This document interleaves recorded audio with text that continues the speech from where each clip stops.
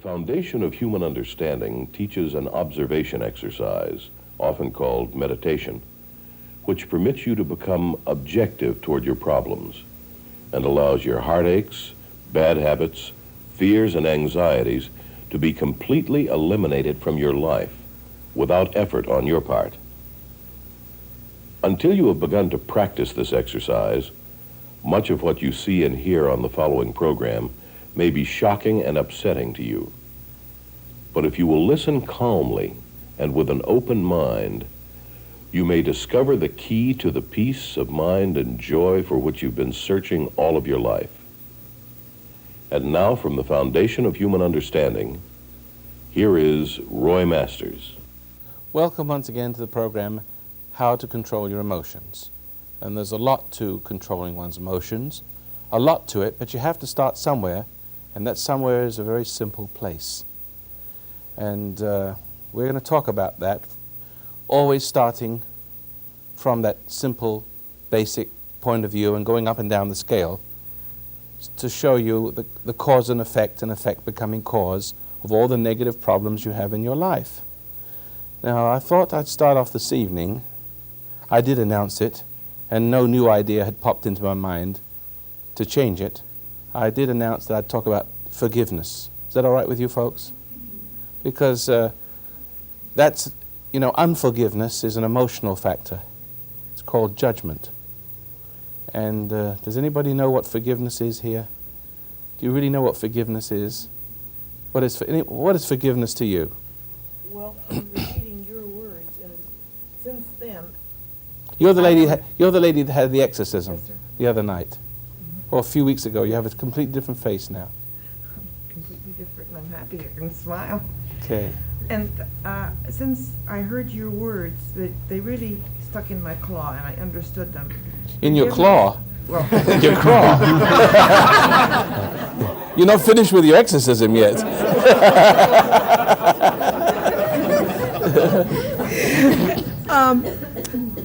it's seeing somebody in the error they're in and not judging the error. All right. Now, what's the Seeing difference beyond it. between discerning and judging? Does anybody know the Oh, difference? yes. What do you want When to you finish do- it? Yes, when you discern, you see where they're coming from. Yes. And you speak with a truthful heart, and there is no condemnation in your soul. And you pray that they will hear you with your truthful Can heart. anybody add to that a very missing ingredient? Okay. The word no condemnation is right. It seems to me that forgiving actually means that they don't know any better. Well, they may know better. Oh, Then they what do may you do know. with that? Well, They may enjoy it. They may love to hurt you. There are some people who can't help but hurt you, and they're waiting for someone to stop them. Not to beat them down and bash them to the ground, to stop them with forgiveness. And now, what is the key ingredient? It's amazing. I can sit here every night till kingdom come and tell you what it is, and it's such an elusive thing that it's hard to remember. What I've said about memorizing the spiritual things is that they're not memorizable. Is there such a word as that? Forgive me if there isn't. But the insights that I have, I cannot remember. Well, I can to some degree, but when I start to talk from my memory about what I said before, it feels like I'm chewing cud. I'm upchucking it and ruminating, and it feels like it's not new. It isn't. There's something wrong with that. It's not real. It's artificial. I feel false to myself. I have to speak to you out of something brand new every time. I can't look through yesterday's eyes. I can't look through tomorrow's eyes. I have to come from an ever-present reality within me, and then you can see where I'm coming from, and then you become a credible, respectable authority to other people. And the most noticeable evidence that you are a credible authority that people can respond to, and the other side that people can respond to, rather than the other side that people have responded to and are coming at you with that, see what I mean? That cruelty, is that you do not respond with resentment. Take that word, resentment, and plaster it on the middle of your forehead. Tattoo it somewhere and burnish it into your soul. Resentment. Resentment it comes from the Latin, here I go, someone's going to get me for this, but it means, resentare, means to feel again, to feel twice. See? In other words, you can be angry, and then later on, you can think about what you're angry about, and that's resentment. You're sort of recalling emotion, and for some reason, you hang on to that emotion, you see, to sustain your pride. And then after a while, you learn to respond with resentment almost immediately. And resentment is not ordinary anger. I would just want to give you that difference between resentment and ordinary anger. Resentment has something to do with your pride. If someone attacks your kid and wants to kidnap him, naturally you come rushing out of your house. You're angry. You want to stop that person, and it's all over with. I mean, it's natural anger. Just one cotton-picking minute, and all your juices are flowing. But resentment is something else. Resentment is almost a spiritual, it's almost a reuse of anger. Because you can sit in your house later on and think, that dirty swine, see? That dirty rat. And all of a sudden you start to think about what happened. The accident, maybe you had an accident and someone banged into you, and you were okay at the time. But later on you got the reactions. But that's when you started to think about it, and you started to resent it, and then you start to resent everything. And that resentment supports something called judgment. See, now that judgment, it prevents you from discerning. As I can look at a person doing something wrong to me or to someone else.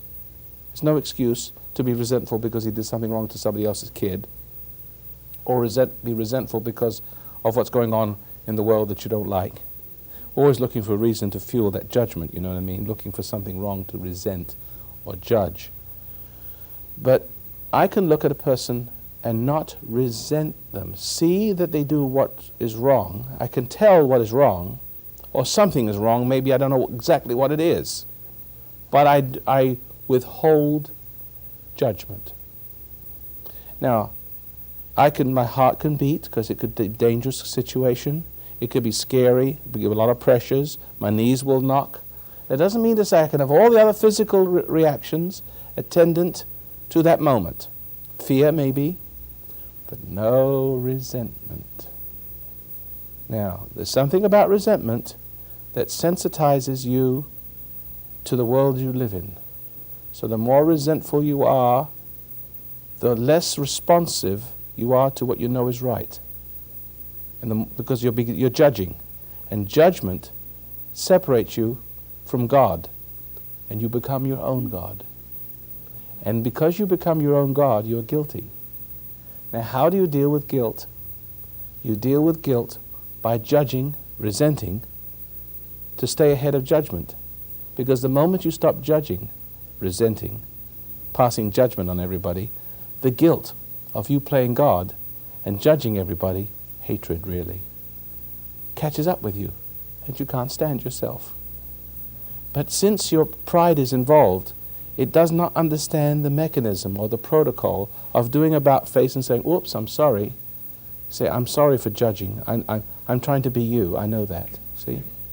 What it does, because pride is involved, it's insensitive to instruction at a certain point until pain catches up with us and makes us, want to have an answer of some kind. The pain of our life is so bad because of our judgments and our angers, and because of the interaction with other people, their reaction to us, our projection into them. But it makes us want to keep on judging, to stay ahead of the judgment. We get more and more sensitive to the wrongs of life, and we can't forget. And it's stuck in our craw, See? Any questions about this? You understand how this resentment and judgment goes? That if you can't forgive, you cannot forget. In other words, if you say, I forgive people, and you haven't forgotten it, then you haven't forgiven anybody. Does anybody not understand that? Anybody want to question me on this subject? The gentleman way in the... Yeah, if you wouldn't mind. Thank you very much. Yeah, I understand what you're saying about resentment, but you know what? It's the distinction between you're saying that natural anger is okay. There's a certain amount of natural anger. Now, I remember a time, a long time ago, when I had a fight with my wife. Of course, I've had a lot of fights with my wife. But on this particular occasion, I have got to understand this thing called judgment and resentment. And some very strong physical force was necessary. Yes, I had to physically lift her and carry her, drag her across the room someplace, you know, to make sure she sat down and stopped being ridiculous. And then most men don't know how to do that without being very angry and upset, resentful. They get their energy from anger. And once you start to respond to temptation and get your energy from anger, you then are degraded in the person's eyes that you are administering your justice to. See what I'm saying? Because your justice is not out of love. It is out of reacting with resentment. It's not the same thing that if you resent somebody, you are separated from the power to overcome them with love, overcome their evil or their craziness with love. It's a very subtle thing. Jesus was purported to have thrown the money changers out of the temple. It never said he was angry. It says he just threw them out. I mean, he says, you can't do this and you can't do that, and get the hell out of here. I'm sure he used some very choice words. But he took his motivation from his inner and not the devil or the outer. See, because in other words, if you provoke me and I respond, I have lost my ability to reply in a constructive way. If you see what I mean, the Israelis are very good. That's how they defeat their enemy. They take the intimidation very well, and they move in their own time, and they move from their own strength, not as a result of in other words, animals, when you make a certain move, those animals will run or fight, and each animal is predictable in its behavior. That's how you can catch them. They only have certain choices. They're very limited. But the human being, once he's caught up in reacting like an animal, he forgets his other choices as a human being. As a matter of fact, once you respond with resentment and judgment, you are beneath the very thing that has created the ripple. Someone drops a ripple in the pond, and the boats rock. Well, the rocking of the boat is the effect. Someone dropping the pebble in the water is the cause.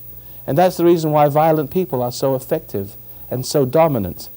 And so they're always evolved to positions of power and authority, because they're able to cause resentment and make us incapable of responding, constructively and overcoming their evil with our good. Who understands that? Oh, I do. I forgot what your question was. That just the distinction between resentment and natural anger. Yes. Yeah, you want to fight with me? I'll take you outside. We'll have at it. But I'm not resentful. I remember times. I might have to tell you what happens with my wife. I thought to myself, "Wow, I blew it this time."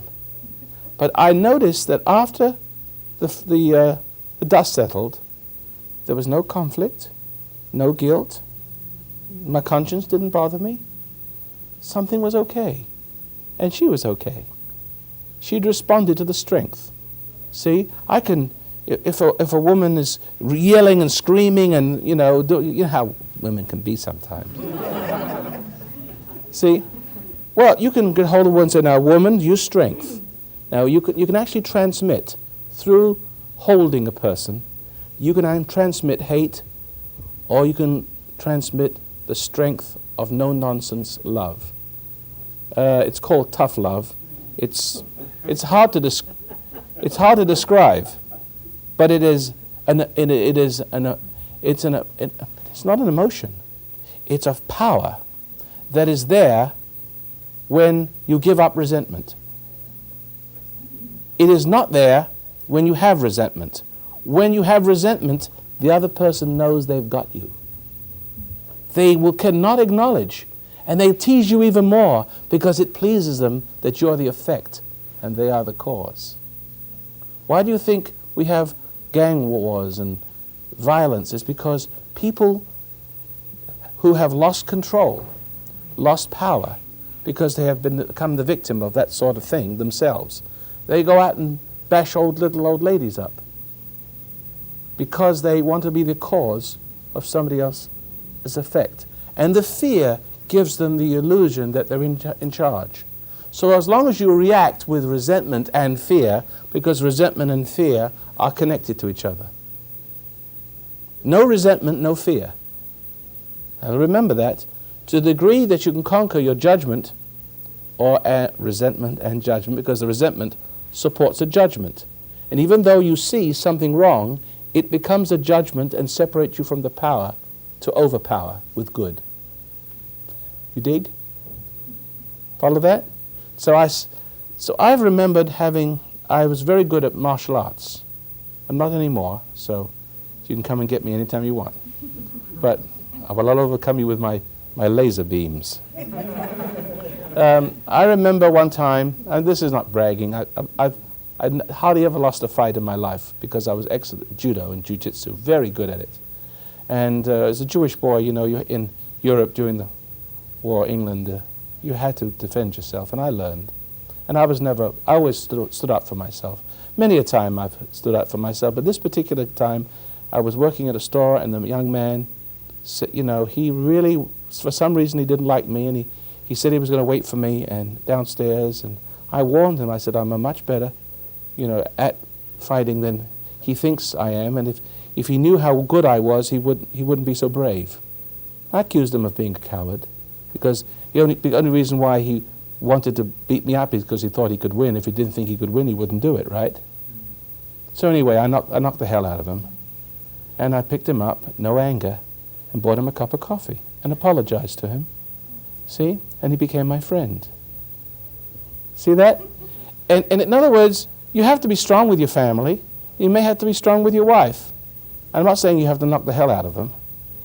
But if it's not anger, if it's only normal, healthy anger, but not resentment.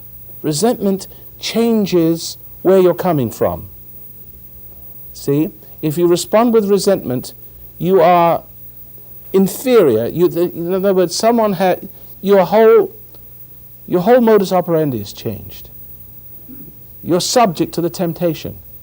You're subject to it. You're not the master of it.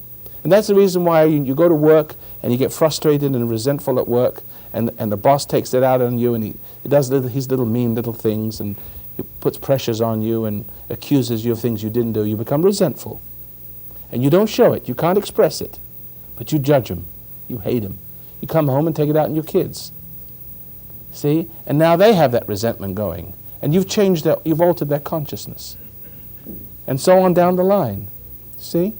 And I'm making a point that resentment is a very special little thing that's very close to the soul.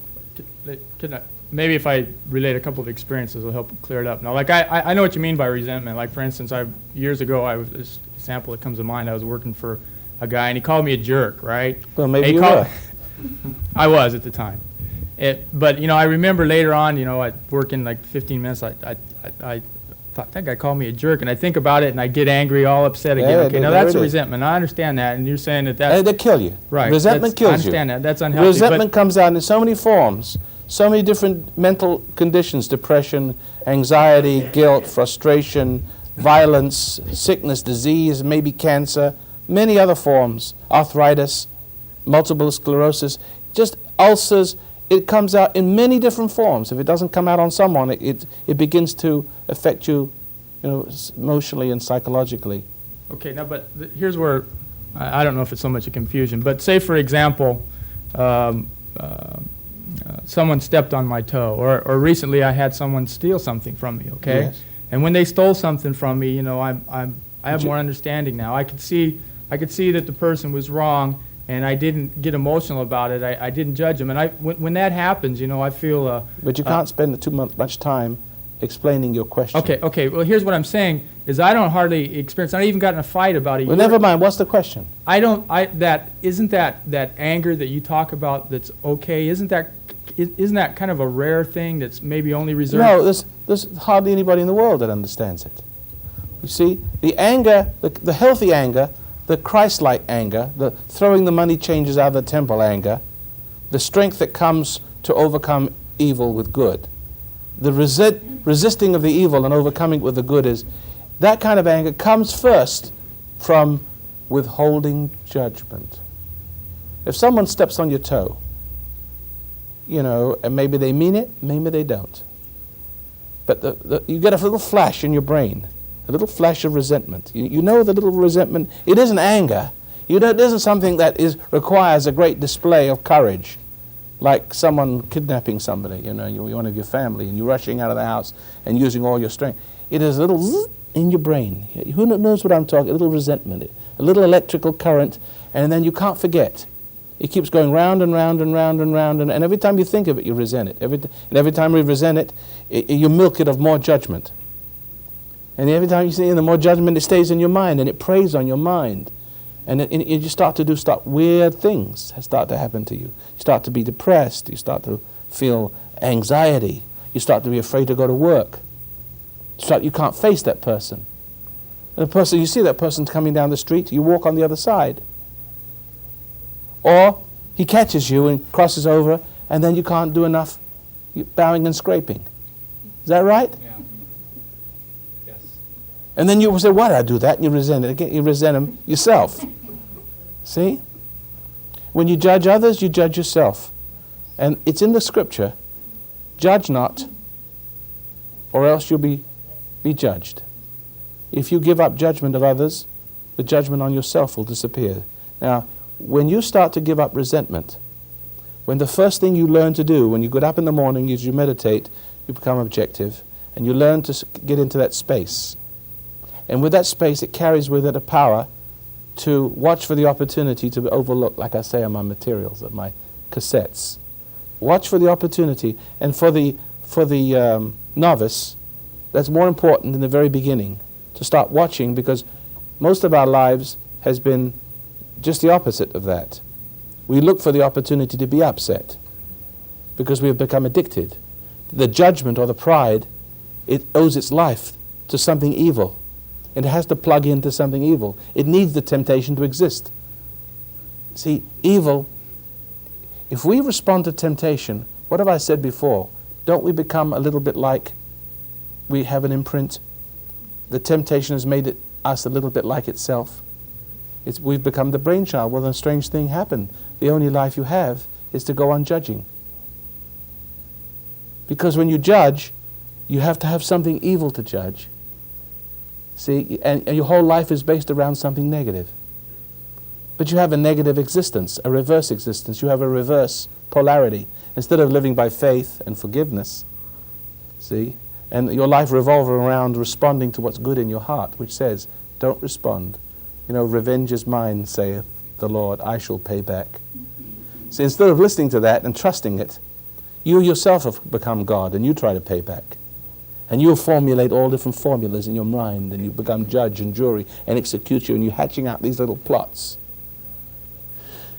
But you're always looking for something to be upset about, because you're addicted, because the life that you have, which originally originated through resenting someone, your father or your mother usually were the culprits.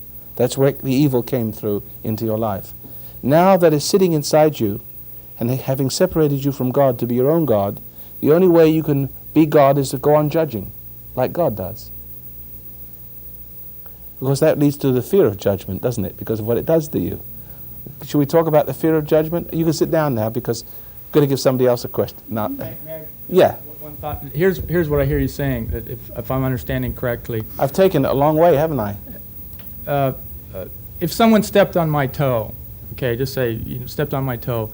and- Withhold judgment. Right, and that, it There's seems, no need it to seems be to me angry. you're saying that righteous anger or natural anger that is not, If it's needed, it will come. right, but. Mostly it isn't even needed. Right, that's what I'm getting at. It seems to me it comes only after you've been patient. Right. And had no. Well, we got a break now for station because we got just 2 minutes to round off. Okay. Thank you very much. In other words, anger, violent anger, mostly isn't necessary. If you tell a joke, if someone tells you a rude joke, and you don't laugh at that rude joke, then the other person feels funny. Now, most of the times you laugh in order to not make them feel funny because you want them to be your friend. That's right. See? So you feel obligated to laugh even if it isn't funny. You laugh, and then he got you because they're the cause and you're the effect. And that's how salesmen start to get to you and sell you things they shouldn't. But the thing is that for the most part, no violence is necessary. When it is necessary, it will not come. You'll have strength beyond your wildest dreams. I could tell you stories you wouldn't believe. Almost superhuman stories of what's happened because of that in times of great stress in my own life. I'm not going to brag right now because I'll lose it. Okay? So most of the time, if you just look at a person without resenting them, without judging them, they'll cringe because they'll start to see you not judging them. You're holding up a mirror. And with that, we'll continue on our subject on our next segment. You can listen to my program on radio, the same kind of program on radio, KIEV, 870 on the dial in Los Angeles at 9 a.m. in the morning, Monday through Friday. And if you want to write to us, many other parts of the country we have radio programs too. Please keep us on the air with your contributions and purchase the materials. Otherwise, if we don't get any response, we'll just have to pull the plug and try some other day when we got the seed money back again. So if you're enjoying this program and it's enlightening, it's your duty to help yourself. Thank you very much. Join us tomorrow night. Part 2 is next. Welcome once again to the program, How to Control Your Emotions. And I've said last evening, we have the same audience here because we're taping all of these 5 sessions in one evening. But to the audience, it's last evening that the root of all of the problems of our life, 99 and 9/10% of them actually, come from a little pee-wee, little tiny, little dastardly little emotion called resentment. It's invisible and it is hidden and you can't see it, and it builds and builds and builds and becomes the corrupter of all the way everything we feel in our body is perverted by it. Our sexual appetites are perverted by it. Our thinking is perverted by it, turn negative. We start to doubt, to judge, to worry. Our appetites, our eating habits are altered by it. The way we see people is altered. We see enemies as friends and friends as enemies, because once the resentment takes hold and turns your mind around, the polarity of your thinking around, it makes you alien to what's right. All people who judge, resent, supports judgment, and it creates an opposition to what's, in other words, it turns your thinking around so that you're no longer thinking from above, like the mountain flowing, the river flowing the mountain to the sea, from within.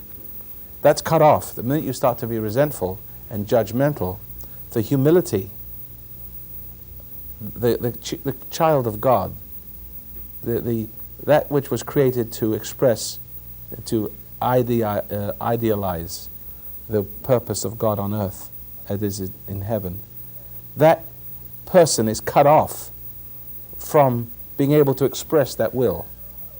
And something unholy appears, takes root in us, and is in conflict, in opposition to it. See? So that you can't think naturally positive anymore. You think in reverse, negative. You doubt instead of believe. You're mistrusting. Or, you trust all the wrong people. Because the wrong starts to seem right to you. Because the wrong is the basis of who you are. Therefore, any love, you can't find the love of God because you have to give up judgment. And when you give up judgment, you have to die, and then you'll be born again. When you give up emotion, see how I said that? Once the soul has realized that judgment has separated him from God, this emotion which supports judgment called resentment, it separates you from God to be your own God, then the pride of life, which is you playing God, has its spiritual root in that which has tempted it to be prideful and judgmental. So this was in your mother and father. You judged your father, you judged your mother, and lo and behold, what did you become? You took on the identity, the same spirit. You even grow up to beat up your kids like your mother beat you up or something like that, right? But you find yourself comforted, being attracted to all the wrong people because the wrong is right to you. And the wrong is the basis. Your whole life revolves around the wrong. You need the wrong for two reasons. One, to maintain your judgment. See? So you can judge the wrong and forget you're wrong for judging. Got it? How it's a vicious cycle. You need the wrong to reinforce the pride of judgment, to reinforce that kind of existence. The wrong is right. Therefore, your whole life revolves around being upset with things. Now, you can't go all through life being upset with things because it's too negative. You can't handle the pain. You have to have release. Now you look for love. But the people who love you, the people you're attracted to love and to love in return, are never the right people. Because they are always the ones that agree that your wrong is right. Let's say you have an argument with your wife or your husband. You have a good knockdown, drag-out fight. And you get really mad and you're crying. And the lady who's a divorcee, usually it's a divorcee, next door, you cry on her shoulder and she says, there, that brute, and starts to comfort you. So what's happened is that you have found a wrong that agrees that you're wrong, your hatred towards your husband is right.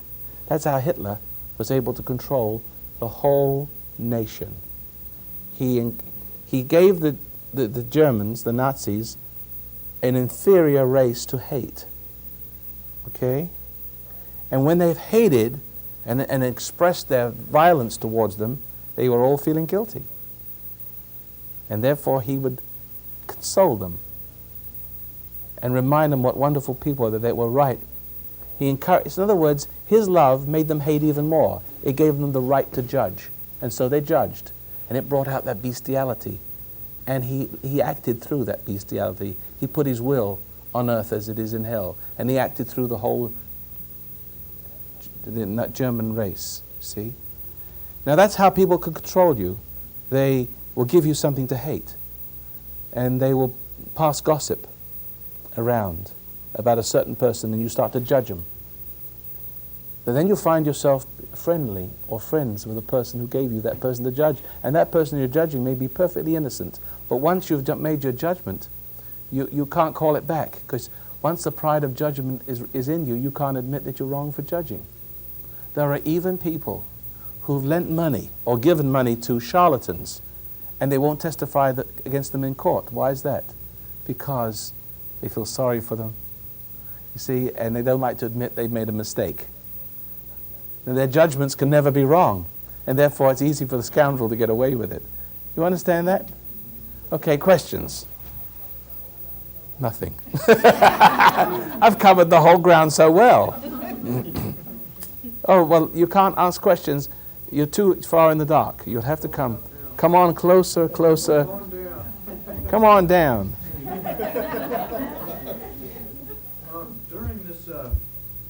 During meditation, Roy, I know you don't want to hear this too much, but you say you see your past resentments and guilt come up, Yeah. Is this normal?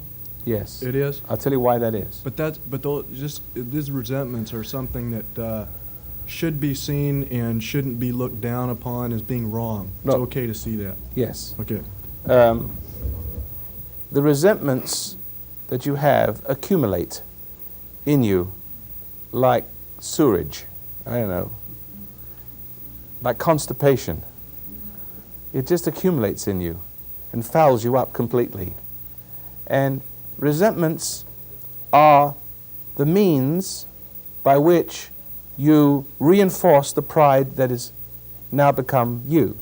You're no longer a creature of the light, humble, subject to the forces of your beyond within, but you're now subject and created, recreated, if you like, in the image of that which has violated you and tempt you to fall to being the extension of whoever they are. So if people can violate you, do something very cruel to you, they put a little bit of themselves in you, and now you find that you are addicted to judging and creating a self, gathering an identity from judging. You see what judgment does? It is an embrace of temptation. When you're looking for something wrong because you are made of it. Is that clear? That you're actually made of this substance.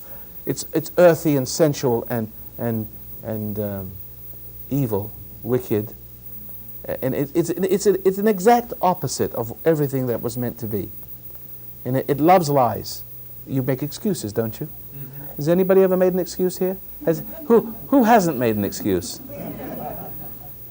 When you've reacted to pressure and temptation and done something wrong, your mind automatically settles the matter.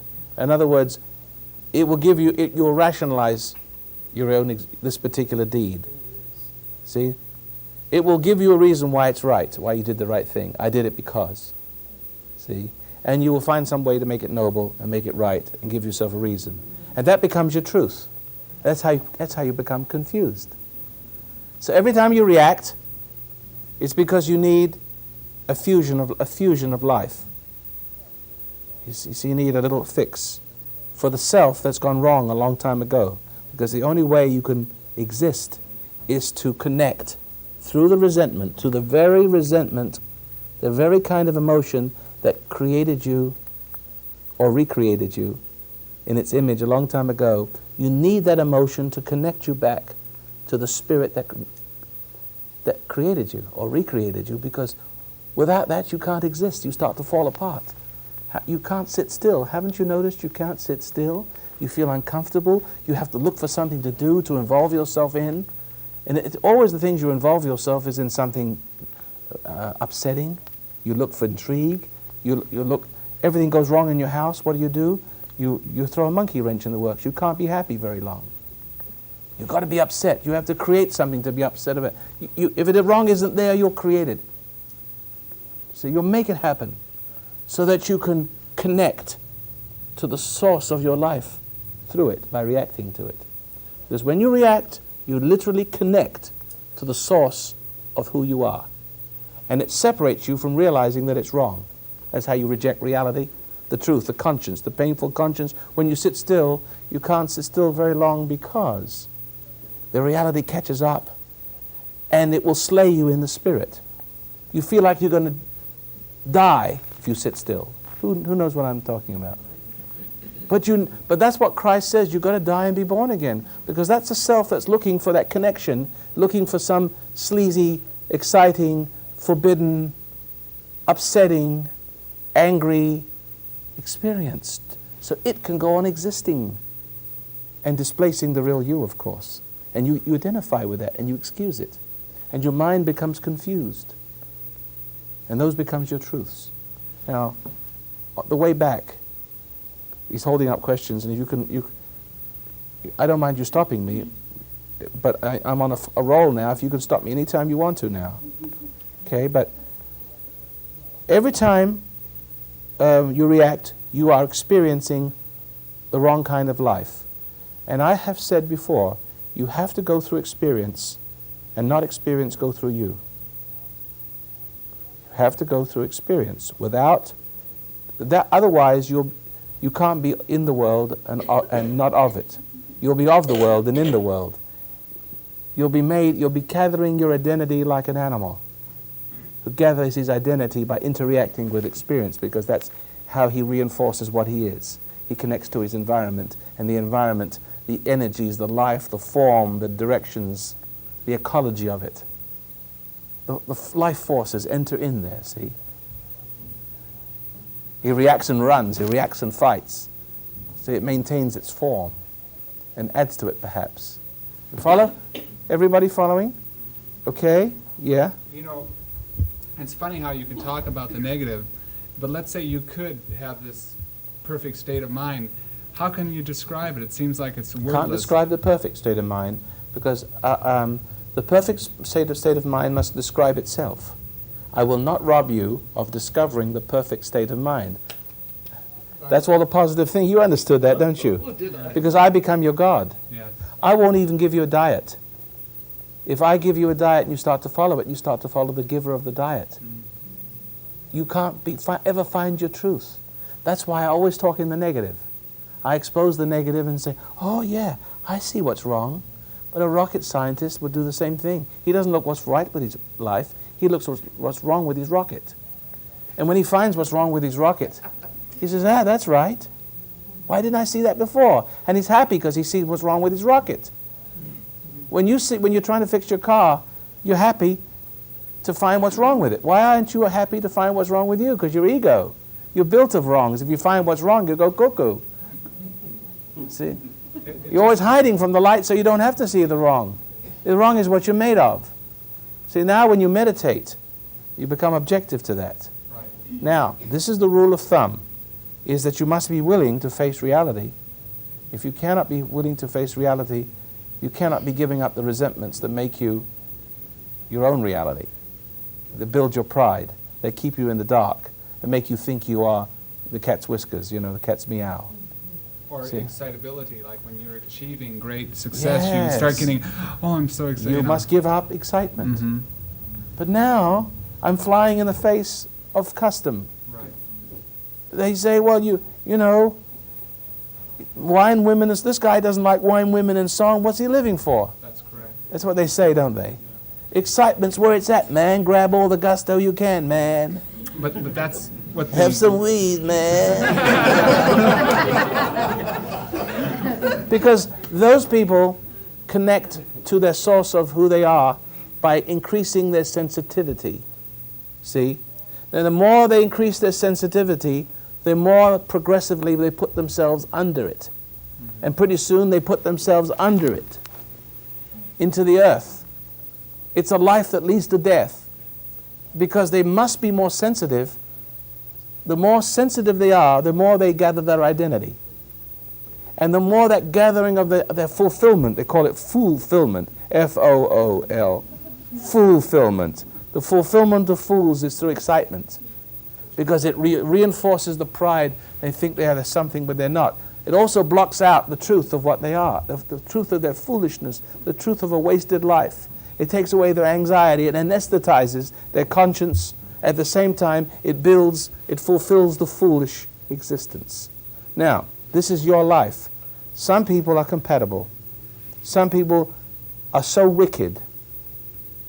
Most people are so wicked. I'm frightened to say what percentage. It's much more than 60%. It's probably like 90%. So wicked that if it wasn't for laws that grant freedom of speech, First Amendment rights, etc., I would have been a dead man by now. Just by talking the way I'm talking, because I'm talking against the system. Because you are encouraged to react to drugs and to music and to art and to culture and to be excited and to be prideful. You're taught that but that's the way the Hitlers of our society, the secret Hitlers, the sweet Hitlers, the wicked Hitlers, they control you. You're all subject to various Hitlers, tyrants. Don't you know that you're subject to a tyrant and you're locked in by your judgment of them? They offer themselves up as a judgment. And the method of their madness is to make you judge them, because you fall from grace, and then from that point onward you can never speak up to them, because you're made of them. You'll bow and scrape because who you are will be from them. If you're a woman, you'll be attracted to a man that you hate. If you're a man, you'll be attracted to a woman that you hated like your mother, like you hated your mother. She'll finish off what your mother began.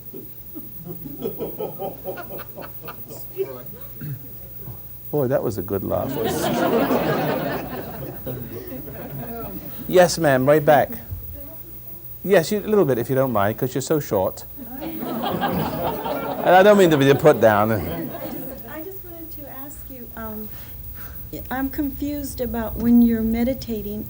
When I'm meditating, sometimes I want to ask God something, Don't and ask him then I anything. don't ask anything because Don't ask anything. then I just stay Don't in the even silence. think that the scripture says it correctly when it says, your Father in heaven knoweth what you need before you ask. Don't ask, because Just- you'll ask something stupid. So then See? just silence is all you do, and Just sit quietly and endeavor. The only thing you need to do is to endeavor to separate from your given or violated identity. To separate, because you're identified with you've so identified with this dark identity, this nature that sprung up in you through some early trauma, imprinting, that you've identified, excused it, defended it against the light. You see, because you, with it, both felt uncomfortable in the light, so it taught you how to do corrupt things, drink, smoke, carouse, fantasy, anything. It taught you how to get relief, how to get salvation from salvation, how to be shameless rather than guiltless. See what I mean, the difference? See the difference? And there are all kinds of shameless people out there teaching you how to be shameless and helping you to identify with them too. How to lose yourself by identifying with your body and your thoughts and your feelings and your flesh, so it takes away the pain, the sting of guilt. Don't you see, if you identify with your eyes and your ears and your feelings, that you fuse your soul with all your feelings, the sense of guilt disappears. The human side of you disappears, and then the inhuman side appears as an animal, a beast man, a devil's pawn, so to speak, you see, with a different spirit and a different outlook on things, and that it's wrong to feel guilty, like they says in the song, you know, love is not ever having to say you're sorry. Is that right? That's right. Love is not heavy. Isn't that ridiculous? Love is. No, nobody questioned that. It's weird. See? So you're identifying with your flesh and slipping into your thought stream, and the thought stream and the feelings which give rise to your thoughts are engendered. They are put in. They impinge on your senses, and they explode into thoughts in your mind, and you have no original thoughts. You make the same excuses. See? Everybody makes the same excuses, have the same fantasies. And they murder and kill and rape and violate and leave their wives and violate their wives and children and molest their kids. They two-time their spouses for all the same reasons. They get drunk for the same reasons. They snort for the same reasons. Exactly the same reasons. And yet they think they're unique. Everybody wants to be different. That was what makes them all the same. They all want to be different. You see a woman with a necklace, with putting some cheap jewelry on, looking in the mirror. Oh, isn't this different? Stupid witch. She wants to be different. She says, everybody's trying to be different. Everybody's the same, trying to be different. You want to be different? And realize that you're all the same. That you all have the same phobias and fears and guilts and excuses and reasonings, the same habits, the same fetishes and phobias, the same motives for doing wrong, the same fantasies exactly. And they all come from the same source, from below rather than from above. You see? Now we want to get rid of all this, don't we? We want to start hooking into a new thought system, but you can't do that because one thing prevents you: judgment based upon resentment. If you can realize anything in your life, if you had the power to wish anything and realize anything to change your life, excuse me, the thing that is most magical of all is realizing the magic of forgiveness. But this means, when you've understood it perfectly, it means that you've given up resentment. In a flash, you realize, my God, everything that's ever happened wrong to me, all the crazy things I've ever done, all the mad things I ever thought, all the flings and all the betrayals I've ever felt and done to other people, all the mad impulses I ever had, all the depressions and the guilt and the suicide, and the diseases and the multiple sclerosis and the cancer and the ulcers and the divorces, all the depressions, the hopeless fears, is all because I was separated from reality by judgment. And when that thought strikes you, when it thought strikes you, not because I said it, because suddenly you're willing to see it. At last, through the pain of all your suffering, which has led you to searching, which led you to appreciating the things that I'm saying. Not everybody can appreciate it. You know, half the people out there saying, this guy's crazy. They're drinking their beer and they're laughing their heads off. See? Cursing me out. And writing letters to the station to get me cut off the station. They can't stand it because the light has come. See? And 2,000 years ago, the light came in a man. And look what it did. You ever wondered why they want to kill him? He didn't want to hurt anybody. He just wanted to teach everybody not to hate everybody. Resent not evil, he said. It's what he meant. Resent not evil. Overcome it with good. Otherwise, you translate it, resist not evil, you're going to give in to evil. Resent it, you don't resist it with resentment. Because if you resent it, it gets you. And then the evil gets into you, and the good can't come through you and overcome the evil. You're separated from the good, the power. Now, when you understand, that's the key. That is the whole key for you. It's the beginning of a whole change of thinking. And you'll never be the same again as long as you live, and you'll never be subject to the wickedness again, because everywhere people are trying to get you to resent, to upset you, doing mean, cruel, little, vicious, dirty, little backstabbing things. They can't help themselves because they're subject to the system. In the attitude must be, forgive them, Father, for they know not what they do, because they don't. They're totally unconscious of the cruelty that's coming through them. But the only way you make them conscious is not resenting it, or not reacting to it, or not judging it, and not being its victim, not having a lower consciousness than they have, so they feel like a king on a bigger mountain than you. Because you look inferior when you're the cause and you're the effect. Who are you? You're subject. But you show that you're not subject. You show that you're not subject, that you're coming from a different kingdom. And you hold it up, and they look at themselves when they look at you as if looking in a mirror. And it's all over but the music. You want to learn how to do that, ladies and gentlemen? Half an hour went pretty fast, didn't it? Viewers, please, if everyone understood what I was saying, everybody would be dropping their dope, and the insane asylums would open their doors, and all the problems of society would disappear, except AIDS. Talk about that some other time. Thanks for listening, and keep the program on the air with your support. Thanks for listening.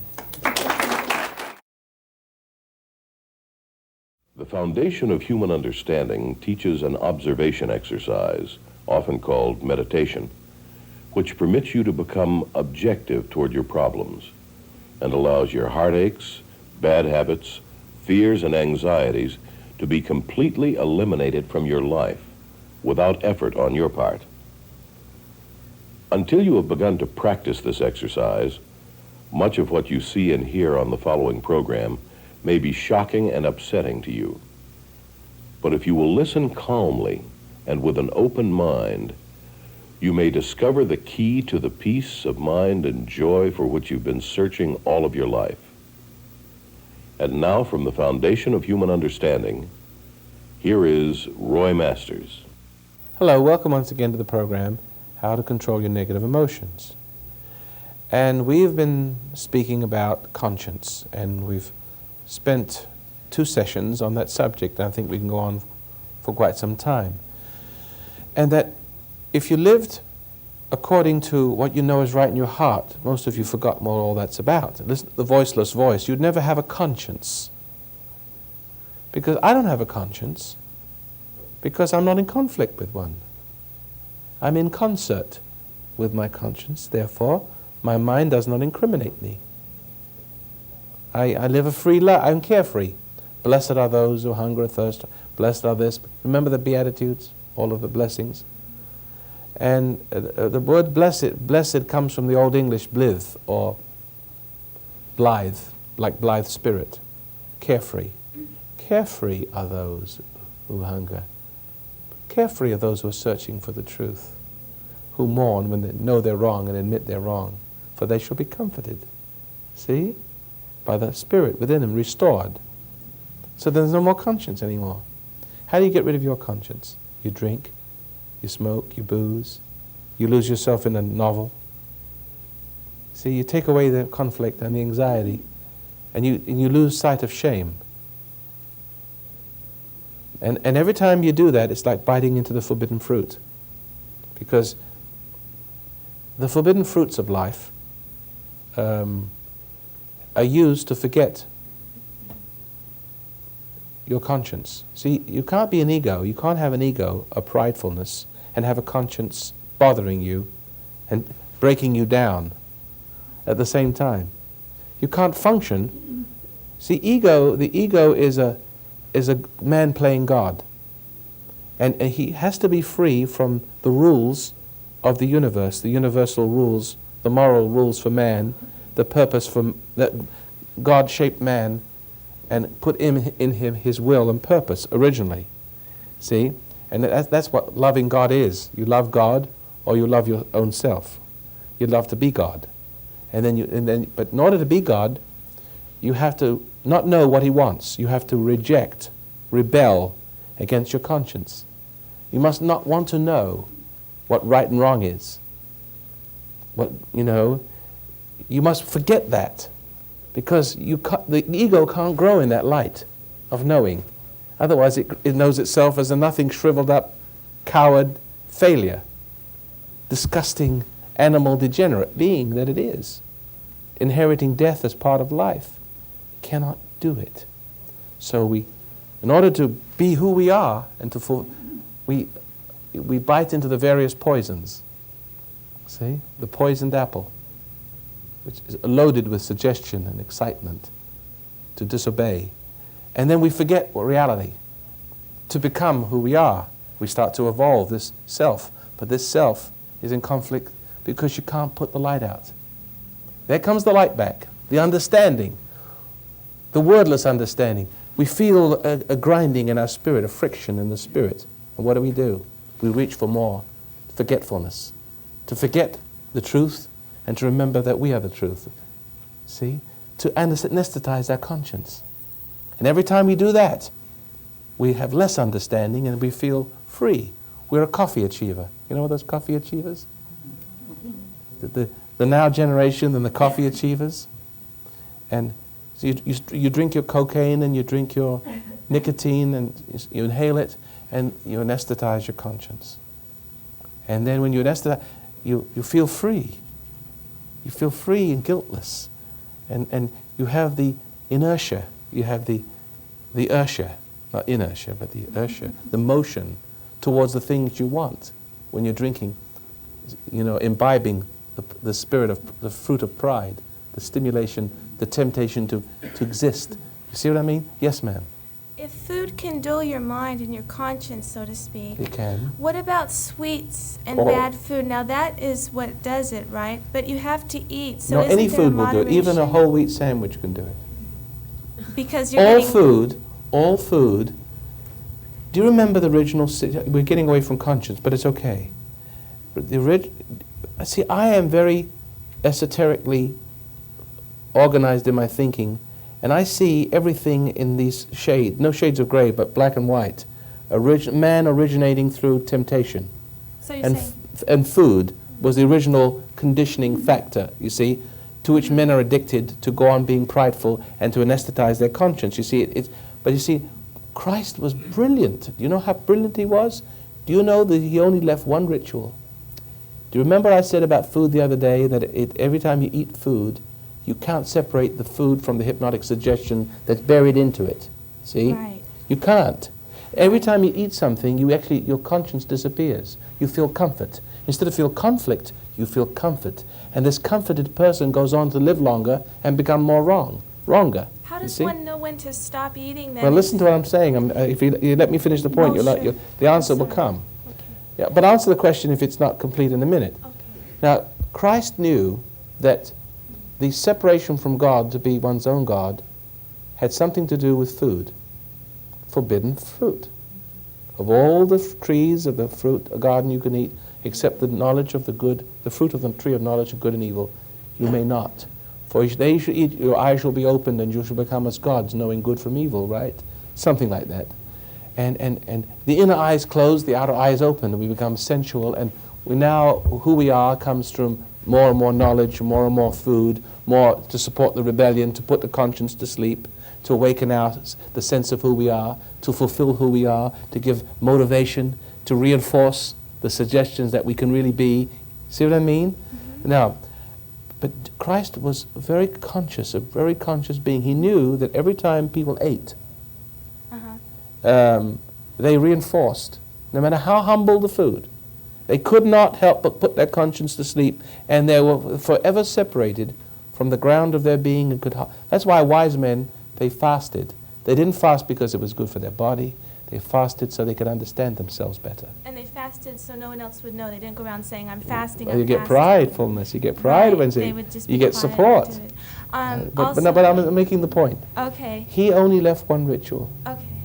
Christ only left one ritual. The church is loaded with rituals, all hypnotic, none of his making. Christ was as free as a bird, and nothing is instituted in the church was from him. One ritual: do this, breaking bread, drinking the fruit wine, do this remembering me. You know what? He represented redemption, the message that God is going to reconcile man to himself, right? He really did. Therefore, he carried with him a certain power that if you believed in who he was, then you're going to do what he says, and you're going to believe in what he says.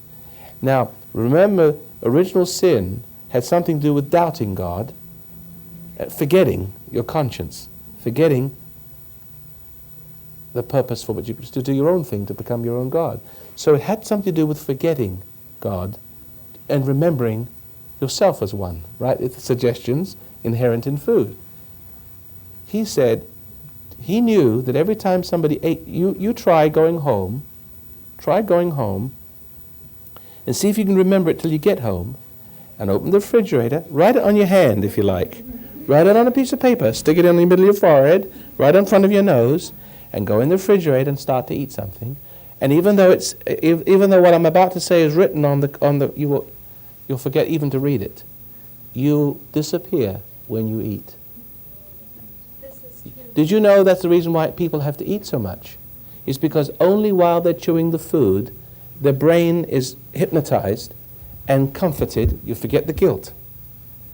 And when you swallowed it, then the conscience comes back again, and the fat, of course, And so has a factor in reminding you that you've done something wrong and foolish, and it doesn't look good on your pride.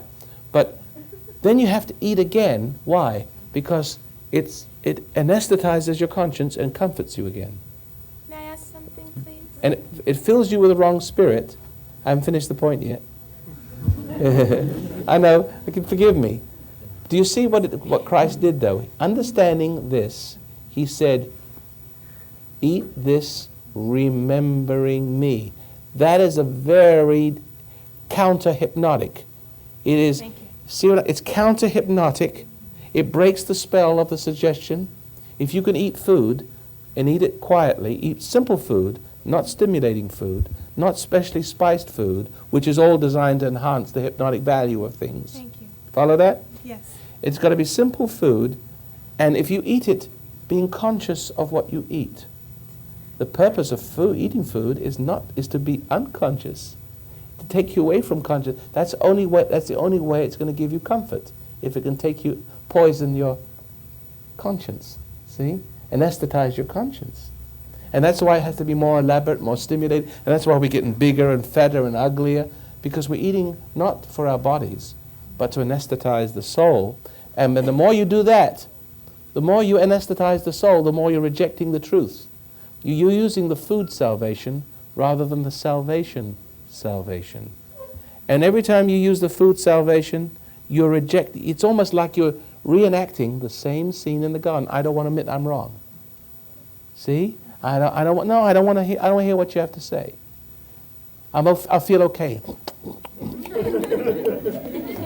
The evil can get into you that way, though. The more you anesthetize your conscious, the more slips the in. evil slips in. The and evil controls suggestions, you. your whole life is controlled by suggestions that slip in into your unaware state.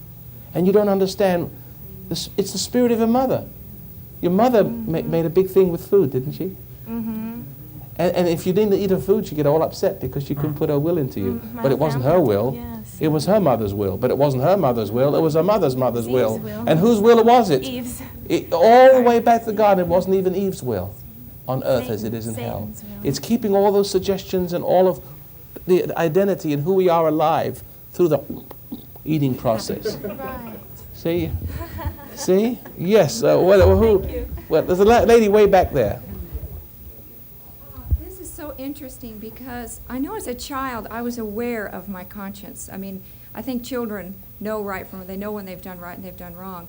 They do. When in my teenage years I became a Christian, a born-again, so to speak, Christian, and have been one for about 20 years, I found I lost touch with my conscience because it wasn't taught. The spirit realm and the soul realm was taught, and there was no relationship between that and conscience. All intellectual stuff. It was all intellectual, parroting back verse and chapter. So I found myself kind of in a situation that wasn't necessarily all negative, but it was like a dream state, or there was no correlation. And so therefore I could see why people might be more overweight in the church scene because they might use food as an escape, or they might also use emotion, the charismatic realm, all these various escapes, rather than just listening to. But if the church conscience. leaders would teach what I'm teaching right now, they wouldn't have a church. See, the whole concept, the purpose of government, the business of government is not people, it's government. The business of medicine isn't people, it's medicine. All the powers that be that want to go on being the powers that be, that discovered the power of your need. See, in your fallen state, you have need. You have sick, so you need a doctor.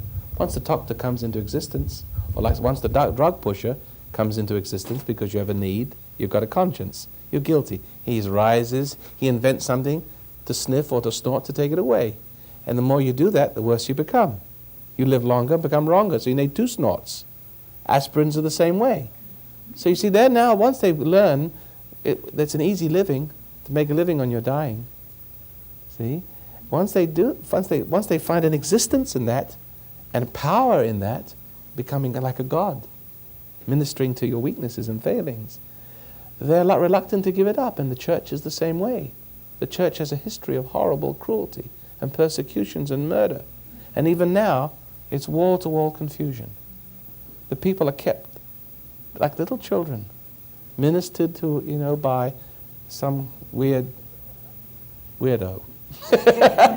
And I can see those guys don't know what they're talking about. Can't you see that Tammy Baker doesn't know what the hell she's talking about? Can't you see all that phony baloney with loving God? But there are people who can't see through that, because to them religion is the opiate. It's an excitement, it's a hype, it's a lot of words and ideas and identifying with pretty and wealthy and charismatic people. See? And they identify and they get a sense of fantasy self, a fantasy happiness, an illusory sense of well-being by identifying with what seems to be happy there. Because everything that people, the ego is, the only happiness that the ego can ever have is through some external sensory stimuli. You're happy when you're munching, you're happy when you're drinking, you're happy when you don't know you're unhappy. See what I mean? See? And that's not really. And so that it could be excitement, it could be a music, it could be caught up in religiosity, religiousizing, like exercising, jazzercising. You get caught up with that sort of thing, and the sole purpose is to put your conscience to sleep, to give you a sense of relief, of conscience, but then to live longer and to become wronger and to become dependent upon more of those. That's why the churches have grown top-heavy with pomp and ceremony, because you get bored with the old ones. You have to keep adding new ones. See? So it goes back to the same situation even in the Old Testament where the people wanted a king. They never needed one. If they'd listened to their conscience back then, they would have needed judges. That's right. Israel was a unique state because it was a nation of people in whom the God was in the midst of every soul. And we have to have that back again if we are to survive, because governments cannot help us. They cannot save us. They can't even help the poor. The more they help the poor, the more poor we've got to help. And you can't help the sick, because the more you service the sick, well, the more sick they are. You've got more sick people because they live longer and become wronger. And now you're digging deeper into the archives, into your intellect, digging deeper into your soul, dredging up more spirit of knowledge, more cleverness, more cunning. Look at the AIDS thing. This could destroy us. This could take everything we have just to keep those swines alive. Oh, shouldn't have said that. It could kill us trying to keep them alive, you know what I mean? Yes. Yes, gentleman back there. Hi. Question has to do with, I've been in sales for many years, and yet I'm not an outgoing person. Conflict it comes up sometimes, is I feel, what am I doing, what I'm doing? And yet if in my mind, it's like, this is something I should be doing. Well, that's not, I don't understand. It's a very confusing approach. You'll have to do better than that. I can't follow you. Well, the question is, am I listening, is my feelings, is that my conscience? Or is I don't my understand mind? what you're saying. Sorry, I'm very sorry. I don't see the point you're making. It's not clear.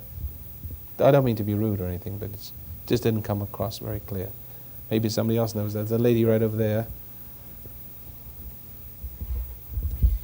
In the prior segment, you were talking about the feeling you get in the solar plexus. Yes. And so I'd like to kind of go back to that and ask what you think about this.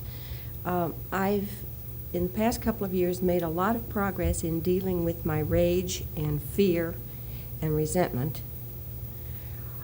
in meditation and in working out the actual anger that's in it. It seems like it's actually, it just overcomes me in a meditative state, and I've actually just lay down on the floor and beat on the ground and get that anger out. Yes, that's and it's like it lives in my body. See, what happens is you've had a lot of suppressed rage. Yeah, very much, and great deal of fear. Yes, a lot of suppressed rage. Yes. And it's coming out. You've been pushing it down, and it's just coming to the surface, and you're just going to have to allow that to happen for a while. So that's okay. Yeah, I've never heard you. I won't say it's okay. It's just okay with me. Make it, sanction it. I'm saying it needs. It has to. One of the things that I teach people sometimes is, especially wimps. People, any wimps here? I was.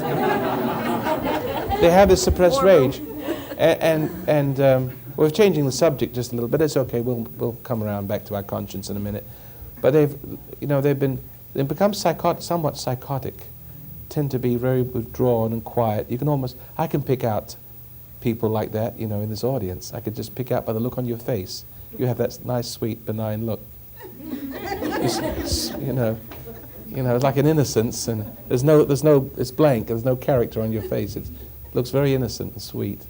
Everybody would love you. You know what I mean? Just the look. So you don't offend anybody. It's I won't offend anybody look. And I accept everybody look, And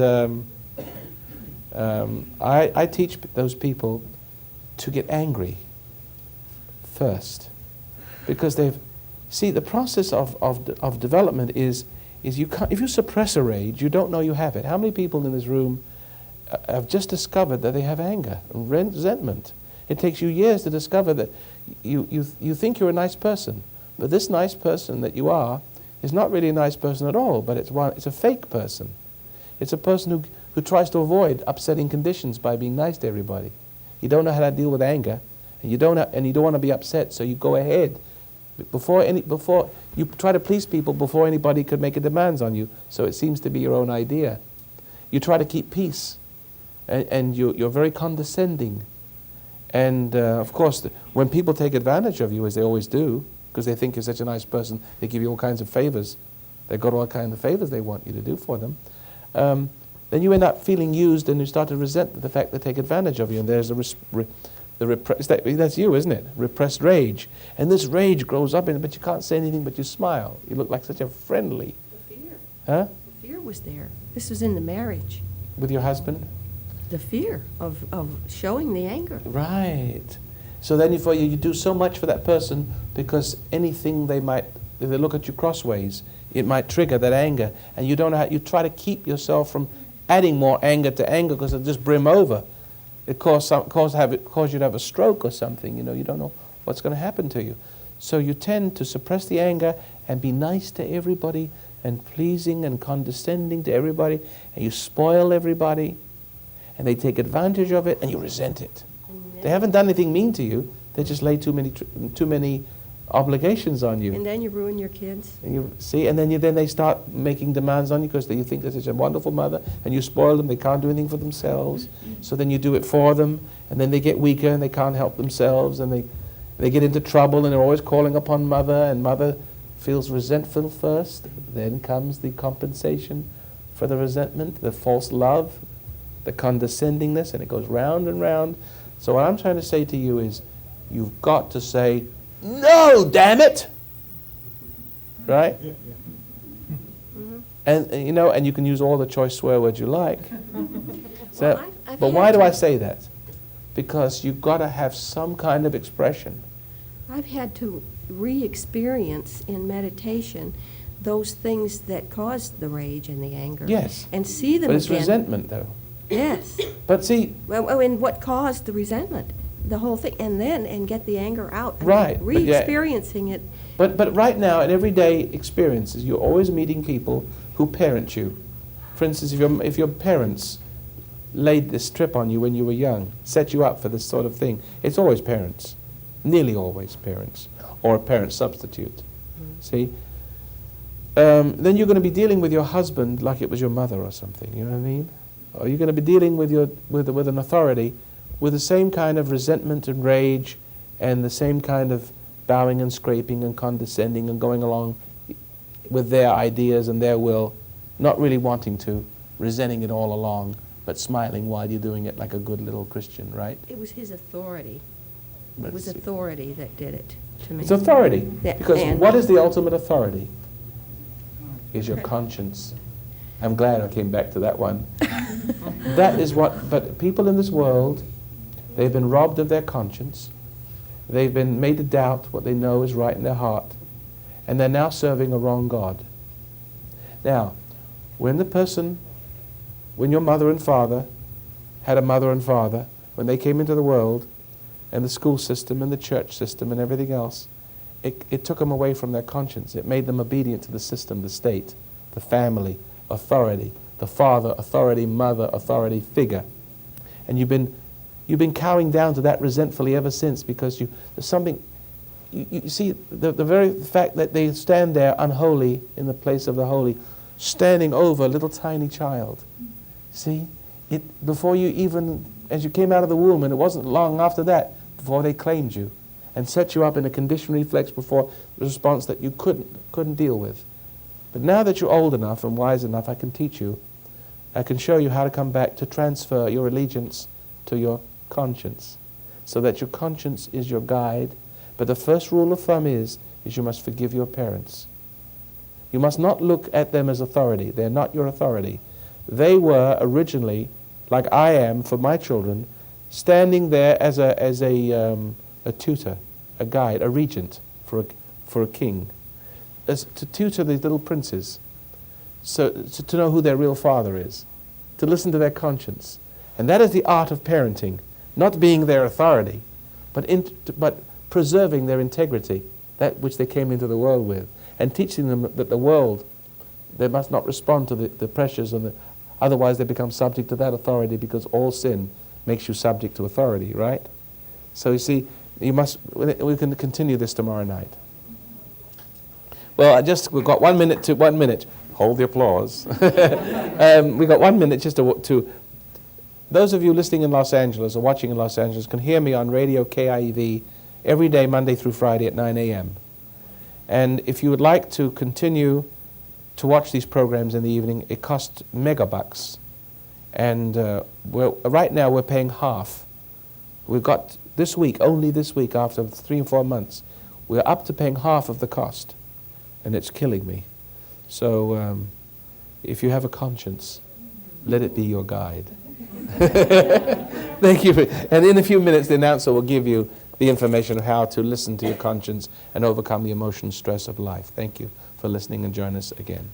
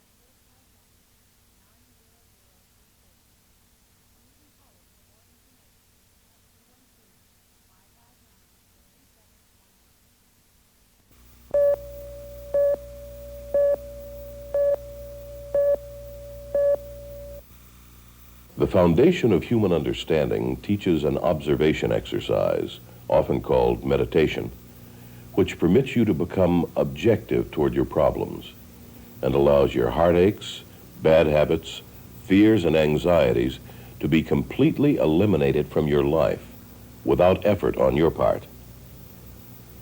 Until you have begun to practice this exercise, much of what you see and hear on the following program may be shocking and upsetting to you.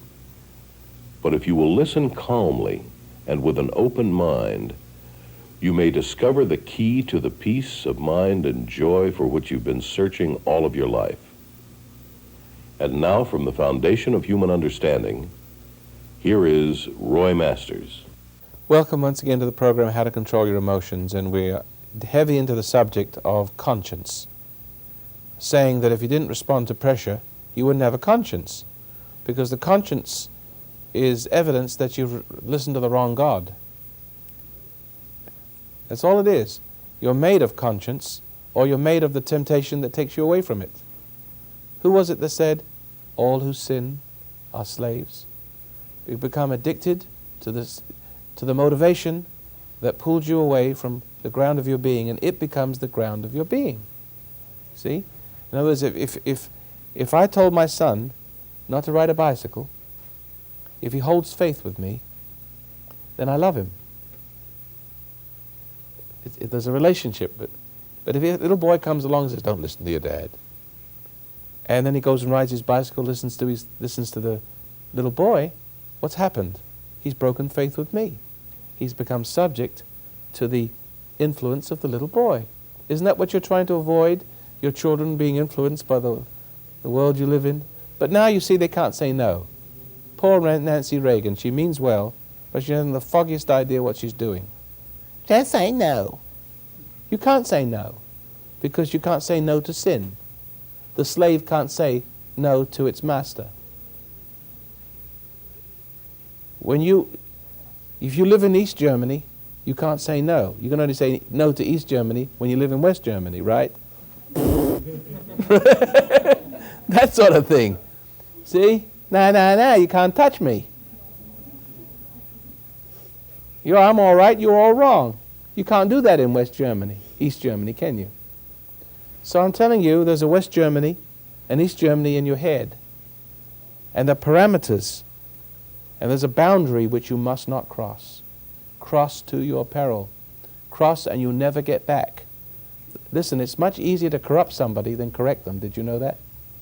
It's so easy to corrupt this whole nation. And then the corruptors have a heyday, because then you need the very thing that's corrupted you. Because what corrupts you, you also need to sustain you. You understand that? And what do you need to sustain? Why do you need it to sustain? Because mostly to help you deny your conscience. So you don't have to admit you're wrong. That's what drugs are all about. You're always right on a high, and you're never low. Without those drugs to help you deny reality, you're the reality. You feel like you can walk off a building and not be hurt. You feel invulnerable.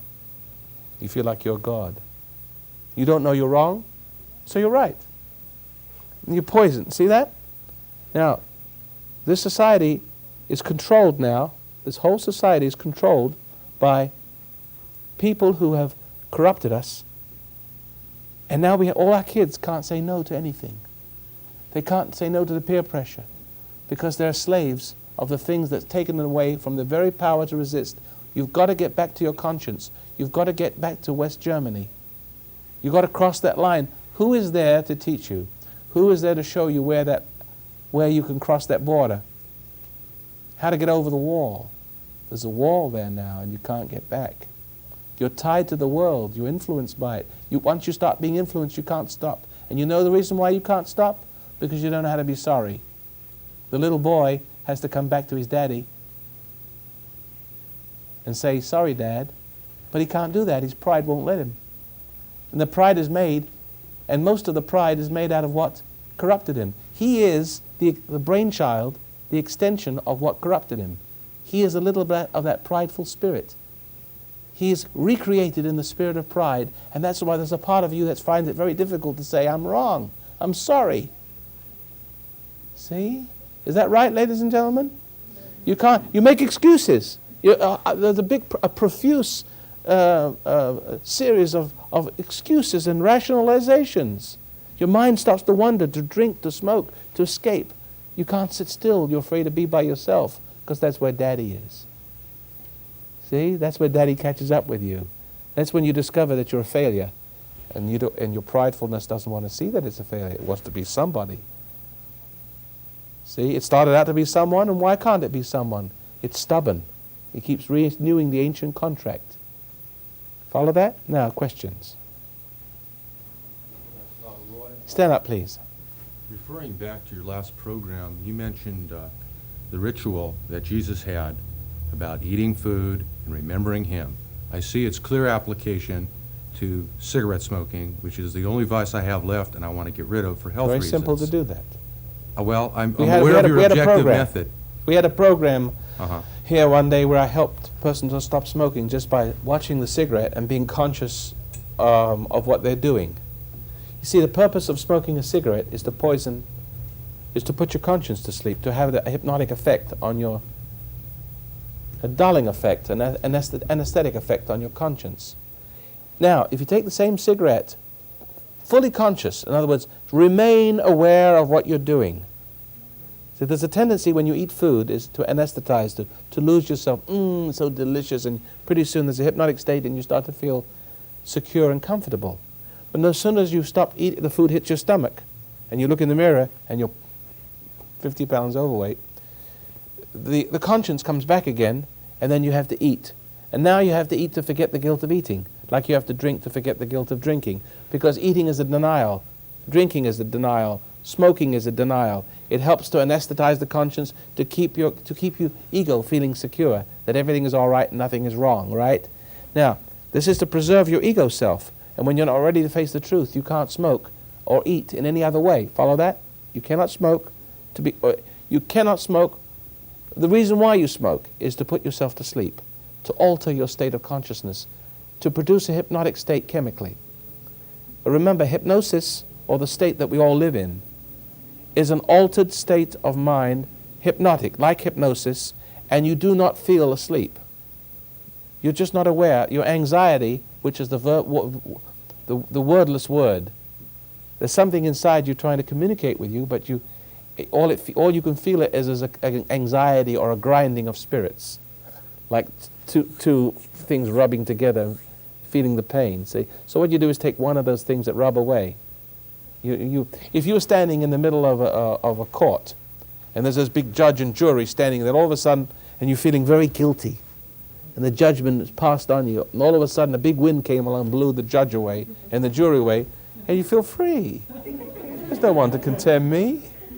And that's what you're doing with your cigarette smoking. But if you smoke a cigarette, and with a pure intent to defeat its purpose, just be conscious.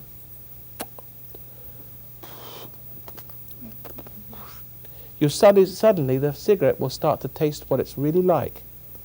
See, when you smoke cigarettes to produce the hypnotic state, you're not even aware that you're smoking half the time, because you're not aware. You're not even aware that you're drinking most of the time. The alcoholic doesn't even know he's an alcoholic, because he doesn't know.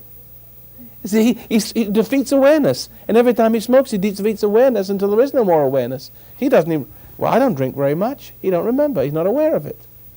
He's not aware of his own foolishness. See? Roy, I've been aware of that program. I saw the program. And I practiced that technique. What it enabled me to do is, when I'm doing it, to smoke slower, okay, not smoke so fast, and maybe not finish the entire cigarette, down to the nub. I could live with it. Well, the thing is I have, we'll say, this intuitional flash.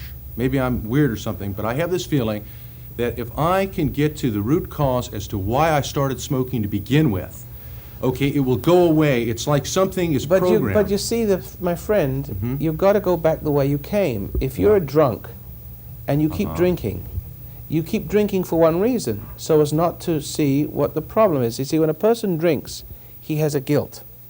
Now, he may not have, his first guilt may not have been drinking. His first guilt may have been some other place. His first failure and his first guilt. But he found a way to relieve that guilt by drinking. He couldn't handle it, couldn't function in life, so he found the traditional way of drinking to get rid of the guilt. But now he starts to drink to get rid of the guilt. He's really getting rid of his understanding of what the problem is at the same time. So he can never solve the problem because he's getting rid of the understanding, which is the conscience in the form of guilt. You see? Now, if you keep on drinking, it only means one thing. It means that you don't want to understand. It means you want to put your mind to sleep. You want to put your conscience to sleep because you can't really understand a problem so long as you're soused with drink. You're pickled with drink. There's got to be a point where you give up the drinking and allow enough space between now and the next drink for you to figure out what the problem, why you're drinking. Here we have the problem. Now we drink to deny the problem, the truth of it, that we're a failure, whatever's wrong with us. Now we drink to forget the guilt of drinking, because every time you drink, you're denying God. You're denying truth. That's original sin. Now you're adding sin to sin. So that's why the alcoholic can't stop drinking, and the smoker can't stop smoking, because now he's not only smoking to forget a problem. He's now smoking to forget the guilt of smoking. In addition to that, problems are piling up. Anxieties as a result of not dealing with life properly, and stresses properly, and failing to deal with life, adds to the pain of conscience and adds to the reason why he needs to smoke. But a time has to come, sooner or later, when he realizes this is ridiculous. And now, at that point, he can lay down the moment a person wants to face reality, he discovers he has the power to lay down the poison. In other words, it is the first obvious wrong. We've got a lot of wrongs in the world, a lot of subtle wrongs, all leading up to that one. But obviously, this thing that you're doing right this moment is the ever-present sin. It's the manifestation of the wrong, and the wrong becoming wronger, if you follow what I mean. So now, here is the sin. It's obviously stupid to smoke. Now, anybody who has a conscience can see people who smoke and drink and see how stupid it is, but the person himself cannot. Or he might even feel macho. Even sophisticated. Right? You see? But they feel, like the Marlboro Man. Tough. They get an image of themselves smoking the cigarette. Even women who watch the fashion shows, they see these beautiful girls wearing rags and all kinds of stuff and lipstick and silly, stupid thing. Those women look beautiful. You couldn't make them ugly if you tried. You know what I mean? But now they imagine that they put this lipstick on and the eyeshadow on, they imagine themselves to be just as beautiful as these beautiful girls. They're not. They're as ugly as sin. But they imagine themselves, they've identified, see? When you smoke a cigarette, you feel like the Marlboro Man. See? You feel like you're tough and somebody, and you don't see that you're nobody and weak. Follow? But the point is, you're denying truth. And so therefore, the searching soul has, in order for him to start to explore the reasons why you smoke and drink, you must start with the first things first. The realization must be strong enough to make you see, what am I doing this? This is wrong. And to remain conscious of that wrong and watch the tendency to escape from knowing that wrong and resist it stoutly for that first time. When you do that, your cigarette smoking will disappear, and now the reasons why you smoke start to make themselves available to you. Now you start to address that problem and not run from it and not excuse it. You see a whole bunch of excuses. When you meditate, by the way, let's say you've stopped smoking now because your conscience, the light which is your conscience, starts to bear down and dry up. You know how I use an expression, when a cow does a little doo-doo and the sun comes out and dries it up. It doesn't do anything. The sun just dries that little cow patty up, and it drives away the smell, pardon the vernacular, and it all of a sudden it crumbles it into fine earth, and the flowers begin to grow through it, doesn't the grass grows through it.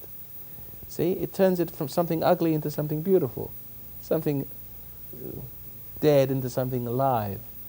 And it's the same thing with you look at when you start to be willing to be aware of yourself and not escape that awareness.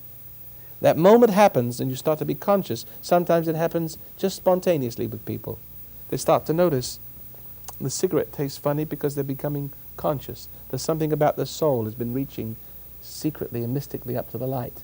And now they're beginning to be aware, and the very fact they're seeing themselves as others see them. And there's something about that, a light that they're allowing in that moment that's driving away the smell, the smoke. See? And suddenly now they start to see things more clearly. Oh, I see I'm being mean to my wife. I see I'm angry with my father or my mother. See? Or my kids, and that's when they're making me smoke. Oh, now he sees that. Now he sees that goes away. You following what I'm saying? Yeah, but, can I run Did I talk too much? Well, can I run something back on you? Okay. I see your general application. What I want to pluck out of it is what's applicable to my case, and run it back and see if I understand it. All right. It seems that what you were saying, at least to me, is that my original reason for starting smoking is irrelevant today because it may be different as to why I'm smoking right now. Yes. And the only thing I related to is I'm consciously aware, because cigarettes don't get rid of guilt for me. I don't have those problems, and You wouldn't smoke them if they So didn't. the only thing that I related to is then you said that I know it's a stupid thing, but yet I'm doing it. So the only thing that I can figure out is my smoking the cigarette, realizing it's a stupid thing, I'm killing my health, reinforces my need for the next cigarette. Right. Because the guilt makes you need to want poison. Because it does nothing else for me. I'm not running away from reality with it, I'm totally conscious while I'm smoking. So what's the question? I hear what you're saying. Well, that's what I'm trying to get at. That's why it drives me crazy, because but see, you are it's not making me unconscious. Listen, you are I can pick up you're a very hyper person. You're very wound up all the time. And you may have very great difficulty giving up smoking because you are very, very emotional. You get irritable, upset, annoyed, aggravated, and you run on that kind of energy. You'll see? Who says that? Who says yes? Is that his wife or something? You are the same way. You'll see there's a connection between sin and smoking or drinking. And what is the sin? Anything that all that is not of faith, the Bible says, is sin. But I can make it more explicit for you. Sin is anything that separates you and makes you doubt what you know is right. See? Now, when you become wrong, when you sin, let's say you get upset, that's a sin. Don't ever think that it isn't. It's not normal to be upset. Doesn't everybody get upset? Someone does something wrong to you? No. The purpose for people doing wrong things is to upset you, and upset implies what it means, to reverse. See, when you're upset, you're turned around, so that instead of your conscience, you're flowing from the mountain to the sea, so that the flow of motivation is from within out. You're cut off from the within, and other people's wills start to act on your mind as if it was your own will. Then comes the excuses. Who understands that? So you do, don't you? The excuses is the truth, is the failing person's truth. For instance, when you become upset, you've actually obeyed the source of your intimidation. You've obeyed. You've disobeyed your conscience. You can't serve two masters. So one of the purposes of the world around you, one of the manipulative ploys, is to cause you to become resentful and angry and judgmental. That's the word. To fill you full of pride by giving you something to hate and to judge, something to irritate you, and to feed that pride of yours. But the moment your pride gets fed a temptation, a juicy morsel of temptation, it comes away from its power. It obeys. It starts to obey the spirit of that temptation. See that? There's temptation on the outside. Temptation wants you to do what it wants you to do on earth as it is in hell. Conscience, your own sense of knowing. There's an intelligence or spirit that wants you to do what he wants you to do on earth as it is in heaven. Now there's a tug of war going on, a war for your soul. One of the tricks of people to get you to deny truth and to doubt yourself and to disconnect you from your true self and to make you subject to that other person, the will on earth as it is in hell, and to put in you the kind of person it wants you to be, to serve its purpose, to create its kind of person, beast man, devil's pawn sort of thing. It's resentment, your response to its temptation is your hostility and your hate and your judgment. That separates you from your conscience. So you'll notice, ladies and gentlemen, I'm only dealing with one temptation: hate, resentment, being upset, annoyed, aggravated, irritated. It separates you from the power to overcome evil with good. Jesus said, resist not evil, overcome it with good. Now, he couldn't possibly mean it because he wants you to resist evil. There's a translation error. This is how it should read. Resent not evil, overcome it with good. Because the minute you resent it or hate it, you're separated from the power to overcome it with good. Who understands that? You're good. So now, when you are resentful towards a person, you've surrendered to evil unawares. That's when you feel the conflict. That's when you start to feel guilty. That's when you start to feel the rub of conscience, the sense of failing, the sense of emptiness, the sense of futility, going nowhere, defeat, depression. And that's when you start to smoke, when you start to eat, when you start to drink, to snort coke, right? That's when you start to, the spirit of pride rises in you, doesn't want to admit you're wrong. Because temptation pulls you away from the spirit of humility, puts into you a spirit of pride. And the spirit of pride cannot admit it's wrong. It always wants to be right. Because pride is a man wanting to be God. None of us like to admit we're wrong. Once we become wrong, we don't want to admit we are wrong. Therefore we smoke, we drink, we go to church to maintain a sense of right and never feel like to admit we're wrong. See? And we're in love with the things that make us feel right. We're addicted, but they have terrible ascendancy over our minds and spirits and destiny. Yes? I have a question relating to children, I think, and correcting. You were speaking of that earlier. And when you never been corrected the proper way, how can you give Who has? Excuse me? I said, who has? Oh, okay. How can you relate something like that to your children? if a lot of times I don't know how to correct them in the right way because I've never been corrected. You want to know how to do it? I can tell you in a few words. I don't know the answers at the time when something is happening. Give me an example. My daughter, I called her in for dinner. Her little friend is saying, don't listen to your mother. Tell her you don't want to eat dinner. Sounds like the little example I just gave. Yeah, earlier, yeah, trying to, and I didn't know quite how to deal with that because the other child was the same age as my daughter, who is only 3.5, and she was 4.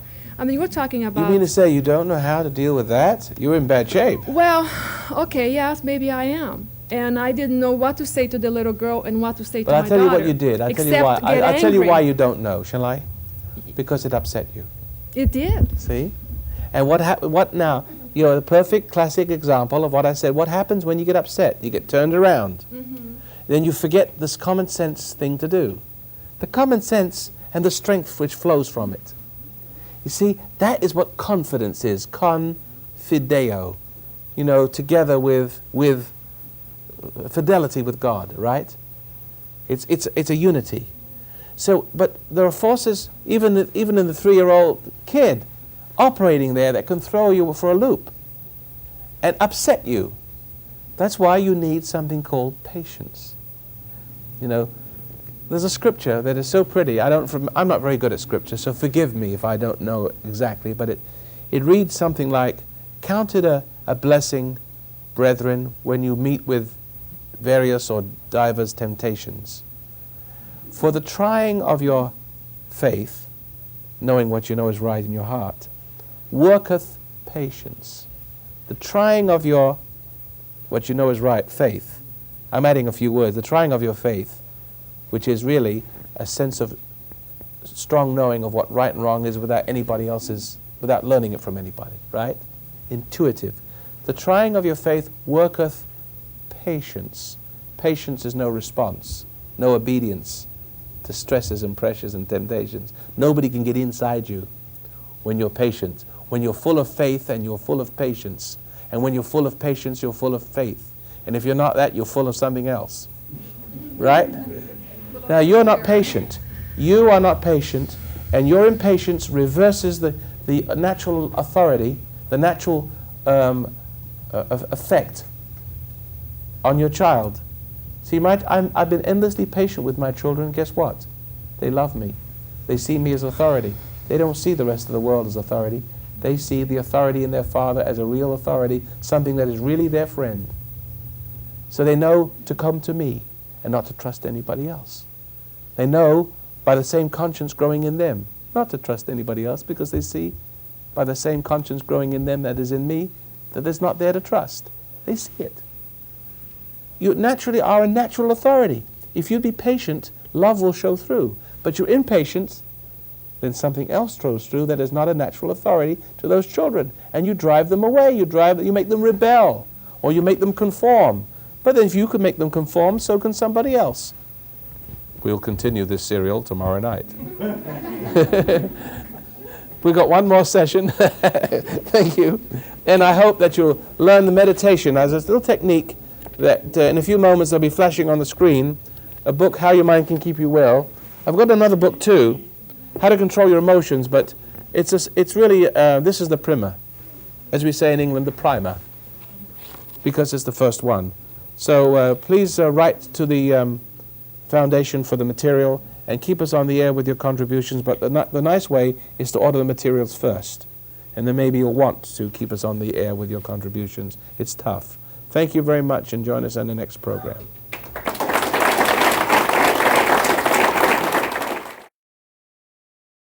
The Foundation of Human Understanding teaches an observation exercise, often called meditation, which permits you to become objective toward your problems and allows your heartaches, bad habits, fears, and anxieties to be completely eliminated from your life without effort on your part.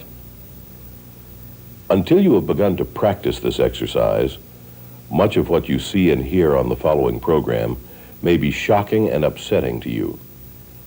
But if you will listen calmly and with an open mind, you may discover the key to the peace of mind and joy for which you've been searching all of your life. And now, from the foundation of human understanding, here is Roy Masters. Hello, welcome once again to the program How to Control Your Negative Emotions, and we're on the subject of conscience, that listening to it is vital. I'm saying that everything that's wrong with society, everything that's wrong with any one of you, your lives, your fortune, your failings, your sickness, your disease, your family, your anxieties, your guilt, is because you don't listen to your conscience. Now, you've got some numbskull, lots of intellectual numbskulls who listen to a different conscience than ours, who says, well, if you get everybody listening to their conscience, we're going to have chaos. No one will obey traffic lights, and everybody will decide his own right and wrong. It just shows you how crazy that person is. Conscience makes us all children of the same light. So, you know, I'd be a bricklayer and you can be a candlestick maker and butcher and baker, but we'd have the same sense of decency and honor and what goodness and fairness and justice is. And it would be expressed with equanimity toward one another. And we'd have a beautiful world. Yes, I stop at a traffic light because I see it's put there for my benefit. You have to have a little regulation here. See, you know, everybody listening to their own conscience doesn't mean to say that everybody's going to do whatever the hell they want. That's what they're doing now. Everybody going their own way, doing whatever they want. And someone saying, you know, you can do what you want to do and have what you want to, and you be what you want to be. You know, what's right for me is right for me, what's right for you is right for you. It's all insane. That's what they're doing now. I'm saying if everybody listened to their conscience, there'd be perfect order on this earth. No confusion. They have wars and nobody come. See? All right, now. Yes, young lady. Okay, my question has to do back with what you were talking about on the last segment, and the smoking and the drinking and the overeating and being overweight. I realize that part of my overweightness is because of my resentment to my mother. Good. The other part I'm wanting to find out is should I be totally always aware of what I'm eating? Will that help me lose the weight faster? Two things. You want to overcome overeating. Uh-huh. You must be aware of your overeating, that is wrong. And then while you're eating, be conscious of the food you put into your mouth, and don't lose yourself in that moment. Don't escape.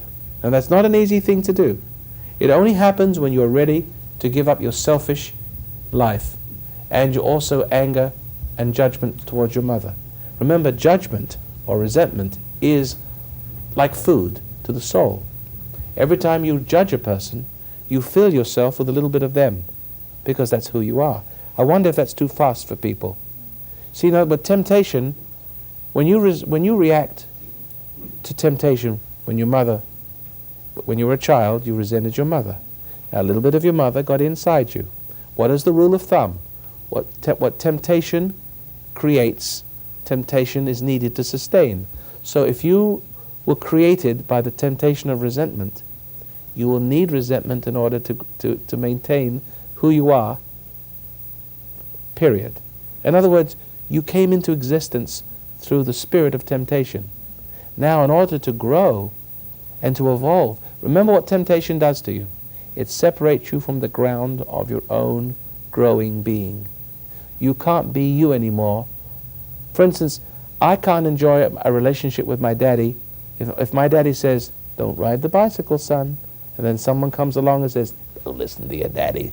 The wicked fox comes along and takes me off into his world. How can I enjoy an ongoing relationship with my father? A partnership, the things we could do together, right? And who I am because of my daddy's identity, his love in me, right? So therefore, once you respond to the temptation which is your mother never had love from her husband. She never had love from her father, so she was an impatient witch, pardon the expression. See? And this impatience was an unhealthy authority in her, an unhealthy spirit that needed love and correction and never got it. Very frustrated and impatient with you, and when you were a little child, you saw this monster. There was a monster of impatience, right? And you saw this ugly thing in there that your mother couldn't see it. She was just, being her normal ugly self, but she didn't see it as ugly self. She sees it as normal. Everybody gets mad and upset. This stupid little girl, she just doesn't know what she's doing. She won't listen to me. It's so normal to be upset, but you see it differently. You see it as a evangelism of a spirit, and you resented it. That was your response to your mother's impatience and cruelty. It gets inside you. It gets inside you, and the initiating temptation is her impatience, her cruelty, the spirit of her cruelty, and your conditioned reflex response to it, which is resentment. Now, you are separated from your spiritual father. Now you become the brainchild of your spiritual mother. Follow that? Now you're not who you could have been. You are the extension of the temptation. The only way you can grow to be anything is to be more upset. By being upset, you're able to deny the truth. It's like drinking to forget the guilt of drinking. You follow that? I eat to forget the guilt. Yeah, that's right. You eat to forget the guilt, but you're also upset to forget the guilt of being upset. And responding to temptation, whether it's eating, being upset, drinking, is a denial. When you respond to some excitement, see, some stimulus which appeals to your ego, in this case it's resentment, anger, right? Something cruel. You will need something cruel in your life in order to exist, but you will only exist as something cruel. You will become more of a cruel person yourself, but that's the only way you can grow, as a more cruel person. Now this more cruel person feels guilty, so you eat, but you also need to be upset again. Because if you look at your life and all the frustrations in it, it all flashes back to being resentful towards your mother. Every time something goes wrong in your life, because all the little lights go on, bloop, bloop, bloop, bloop, bloop, back to blaming your mother. Isn't that right? Mm-hmm. Is that right? Because that's the root of who you are. That's your God. That's the ground of your being. The only way you can grow is to be upset. But being upset is the way to grow and the way to deny what grew. It's a vicious cycle. Did I take you too fast? When you are indulging in an upset, you are anesthetizing your conscience, because when you're angry, you feel right. You forget you're wrong. At the same time, you access the founding spirit of your nature. You access to it. The only way that a human spirit can grow is to seek the ground of what made it for reassurance and reinforcement. It could be love or hate. It doesn't make any difference. The emotional reaction is a bonding, a connection to that source through which more of what you're becoming travels. Who's following me? Is it too hard for you? Well, let me say it one more time. It's not an easy thing, but if you can grasp it, you're home free from a lot of problems. That the purpose of you, in other words, you cannot help but be resentful. You are addicted to anger and resentment like you're addicted to food, like you're addicted to drugs, because this reaction links you, joins you back to the very thing that made you what you were in the first place. And it also separates you from discovering how wrong you are, because temptation has a way of anesthetizing your conscience. You see what I'm saying? Let's say your mother upset you and made you want to eat food. You displeased her. And you're a rebellious little kid and you didn't want to eat her spaghetti. And she prides herself. She senses that because you won't eat, she can't put her will in you. So now she upsets you and makes you feel like you did something wrong. You know how women are with their food. You don't know the reason for this. The reason is because a woman is threatened when you won't eat her food. Most women are not concerned for a child eating, because children will eat normally. Children only have problem with food is because there's a will in that food, and children sense that they're being manipulated through the food. Therefore they won't eat. That upsets mother. When mother gets upset, you get upset. When you get upset, you become separate from your conscience. Now the spirit of your mother gets in and you do what she wants you to do. Now you eat. Now you can also eat to get close to the spirit of your mother. But you can also see, because the spirit of your mother is the infrastructure of your soul. Human beings have a soul as well as a body. And the soul is made out of good or it's made out of evil. It has to exist relating to one or the other, otherwise it cannot exist. The soul that you have, this is a little awkward for me to say this to you, but the soul that you have is grown out of evil. Oh, I know that. You understand that? Yeah. It has an identity with the source. But what I want to do is get rid of that. But you must get rid of anger. So I must be conscious of my anger You got- towards my mother when she's around. But yes, that's right. You first of all have to be conscious of your food, because as long as you're stuffing yourself with food, you're still connecting up to mother and reinforcing your anger. Well, because when you stuff yourself, you're that much more angry. You're even angry with yourself. I'm aren't becoming you? conscious of that because I have lost 22 pounds Good. now. So now what you're saying is I need to become conscious of my mother when she's around me. Is she still alive? Yeah, she'll be here in a couple weeks. She'll be Okay, here. well, it's good practice on the old geezer. practice your forgiveness on. That's what it is. Every time she has many little mannerisms and ways to keep you a child, to keep her will in you. And if you are prideful, you will enjoy that relationship and encourage the closeness. And being angry with her is a way of being close. Because very often when you're angry with her, that's one way of being close. You connect. Don't you? If you respond to me right because now. you think about her. Pardon? You think about her, so that's your Do you connection. know that when if I go boo and I scare the living daylights out of you, and you have a tremendous traumatic shock, do you know that you can become addicted to being frightened? Mm-hmm. Because the shock can displace who you are, and displace who you are with who I am. Now, how does who I am in you grow? Because that's, in other words, The anger, the thought, but you being start- conscious of you you've constantly. you've become addicted to being scared. Have you ever seen people that go to movies to be scared? Why is that? Why on earth would a person go to a movie to be scared? Because they're addicted to it. They're addicted to the shock, the trauma of fear. When they were children, things terrified them. It got inside them. But that's who they are. They're connected to the source of their terror. The terror is the spirit of who they are. They feel fulfilled through terror. Who understands that? You do, don't you? You can be fascinated with fire. Same way. All right? So now you've got two things you've got to do. Just quick clue you in. One, you have to be conscious of your eating. It's already doing that. Now you're eating less because the spirit of light, the light of the spirit is now resolving your compulsion to eat, right?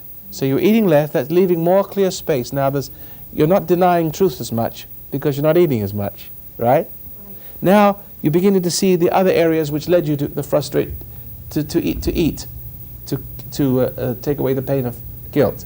And you see the next thing, what's led you to the eating is the resentment towards your mother. And now you must become conscious of your resentments as they rise in her presence. See? In her presence. Watch for it. Wake up in the morning, meditate, concentrate, get yourself into an objective state. Prepare yourself for that day, the eventuality of meeting the gladiator mother of yours, right? See? And when she comes in, you may feel your heart beat just a little bit because you know what to expect. She's got all your buttons, hasn't she? All right? But you stand there and she starts her little monkey business and you watch. And this time when she says something, one of her unkind remarks or pulls one of her little tricks and does one of her cruel little things, instead of being angry with her, or instead of concentrating on her injustice. You know how you concentrate on her injustice? Uh-huh. It's a distraction from your own guilt, you see. And how you come up very judgmental, right? And feel very right, and she's very wrong. So, because your right is built on her wrong, right? The sense of right is built on her being more wrong, right? You got it? So instead of doing that, you start looking at yourself. She won't see that. But you're actually looking at these feelings. Watch these little resentments. A little twinge of resentment, like a little electric current in your head. Watch that little tiny resentment, very tiny. Watch it rise and try to pull you in and turn into a judgment, right? You know what I'm talking about? Mm-hmm. Watch that and it goes until it goes away. Because you become conscious of it, right? Consciousness dries up the smell. Remember I said about the dung the other night? Yeah. And that's, it's the same with candy bars. If somebody, the candy bar has an aroma to it. And as somebody passes a big box of candies, I'm sure you feel, You feel the smell pulling you in. Right. It does something, and you feel like you want to go right into that. Well, I'm and escape able into, to conquer that part. Sure. So you can still smell the candy bar, and you see, and then you watch your feeling connected to it, and you let it pass. You can still smell it, but you don't lose yourself in savoring it. You know what I mean? Get right into it. That's the hypnotic state, and that weakens you, and it also reinforces your anger towards. See, because when something justifies you, when something excuses you, when you escape into something, it's a kind of love. It's a kind of agreement with what you are. And if you take a person who's angry and you agree with them and you love them and you try to stop them from being angry by being extra kind to them and being sympathetic, you only make them more angry. Have you seen that before? Mm-hmm. All right.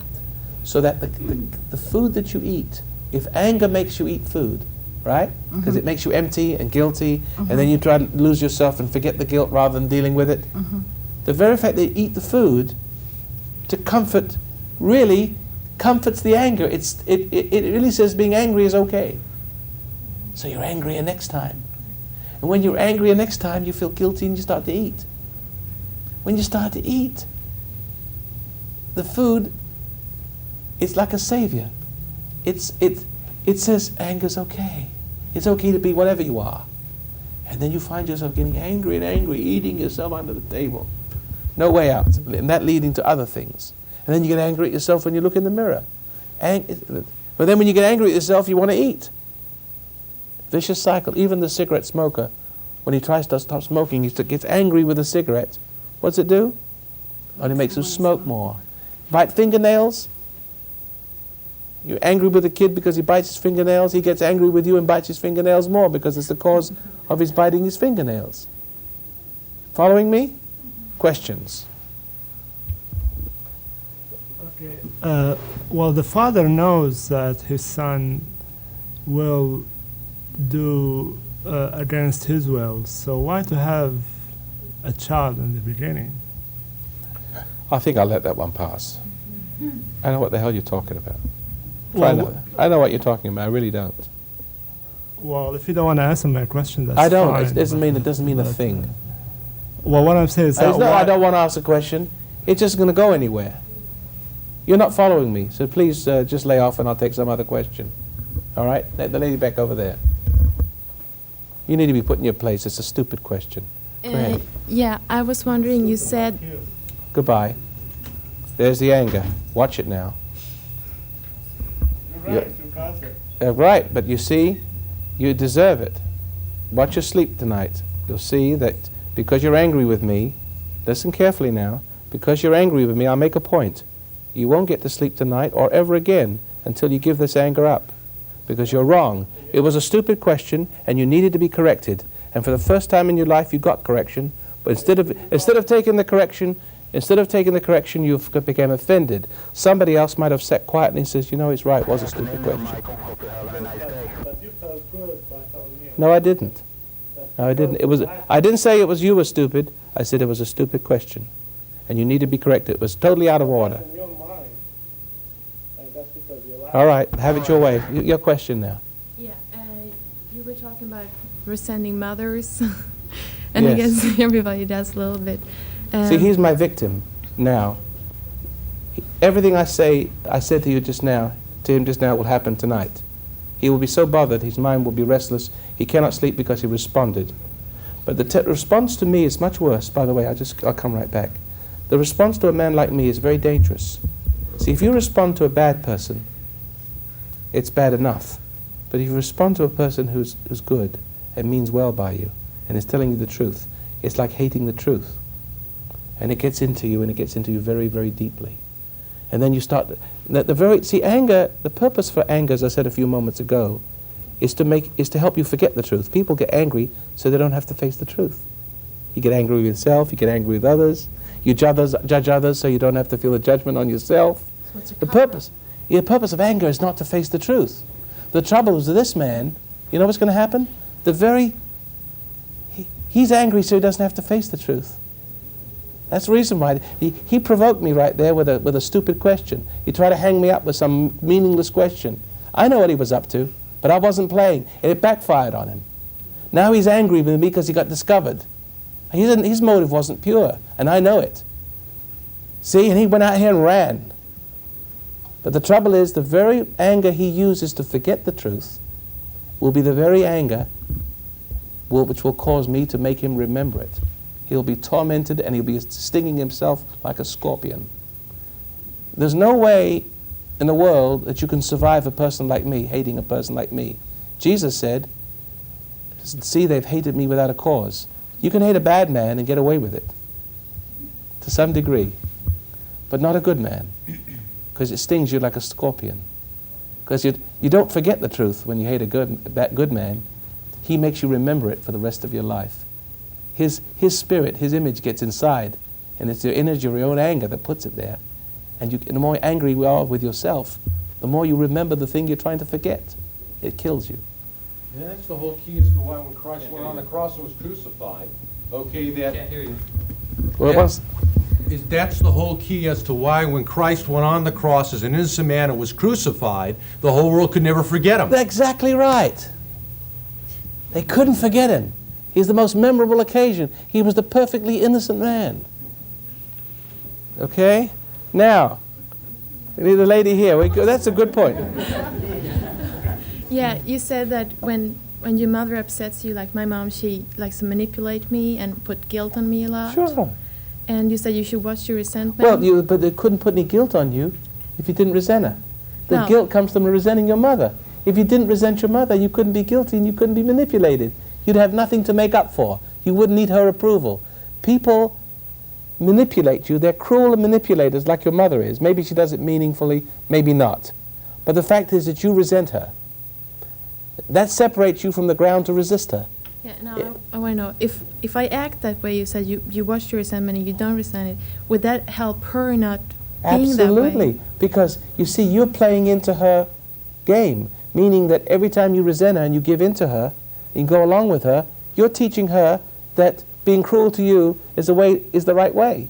But if you ever didn't react to her and didn't resent her and didn't go along with her, she'd stand there with egg on her face. Let me give you an example. If I told you a rude joke, or if you told me a rude joke, and I didn't laugh, how would you feel? Dumb.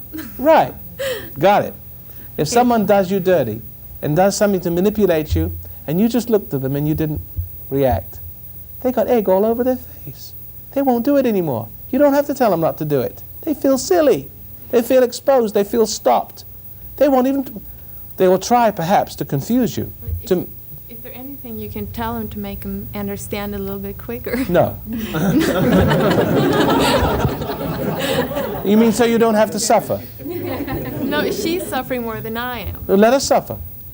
Because don't stop the suffering. If you stop the suffering, you stop the process that brings her to salvation. Do you know what ruin your children? You give them everything and don't let them suffer. Don't let them learn from their own mistakes. The homosexuals the same way. Don't let them learn from their own mistakes. Just find cures for AIDS and you don't know what kind of a perversion is going to come out of that. Let them suffer, I say. All right? Okay. Let them suffer, because suffering sobers people. If you're going to be sobered, suffering will do it. If you can't learn from wisdom, you learn from suffering. And if you don't learn from suffering, you're a dead duck. And that's where you belong. Follow? Yeah, can I just... But don't let your... Listen. I'll put it this way. If Roy Masters knew that, and I do know, that what I'm saying on radio and TV is driving everybody mad and everybody's going to kill themselves as a result of except one person who's looking to hear this truth. In the whole world, 4 billion people, only one person can hear what I'm saying. Would I stop speaking the truth for that one person to save the 4 billion? No, I wouldn't. They can all go to hell as far as I'm concerned. I'm only after that one person, because that one person is worth more than 4 billion. You understand what I'm saying? So I'm not going to stop tormenting people because it upsets everybody. All they have to do is turn the television off. But the point is, they can't. As you saw, what happened is, when a person turns the dial and finds me on television, within a few minutes, their bubble is burst, and you can't repair your bubble. Now comes the process of whether you're going to think I'm crazy, or you're going to say, well, maybe he's not so crazy, I'm crazy. And thanks, I needed that. But some people go on hating me. They listen to me for laughs. They listen to me get angry. There's a whole lot of Roy Masters addicts out there who don't appreciate the program, but are hating themselves to death. But if your mom like told you that she regrets she ever gave birth to you, what would you answer? Well, sorry, Nothing? Mom. Nothing. What can you do? Sorry, Mom. That's her problem. You're happy. You're alive. You're grateful. She may be sorry, but you, all right? Okay. Thank you. Don't let it bother you. Don't let it intimidate you. It's designed to intimidate you, to make you feel very small. See? So she could be. She's trying to intimidate you to make you serve her through guilt. Okay. She wants to be the queen bee in the hive, you know what I mean? Yeah, she does. I know that. She's a very willful lady. Well, thank you very much. It was an interesting session. I'm glad the man walked out. We learned something. You learned something from him? Yeah. Good. See? Radio program, if you want to listen to me on radio, it's 870 on the dial, 9 a.m. Monday through Friday. And in Los Angeles, that is. And if you want to be in the TV audience, call the number on the screen later on, and you can make a reservation. But very important, we won't survive on this program unless you buy some stuff.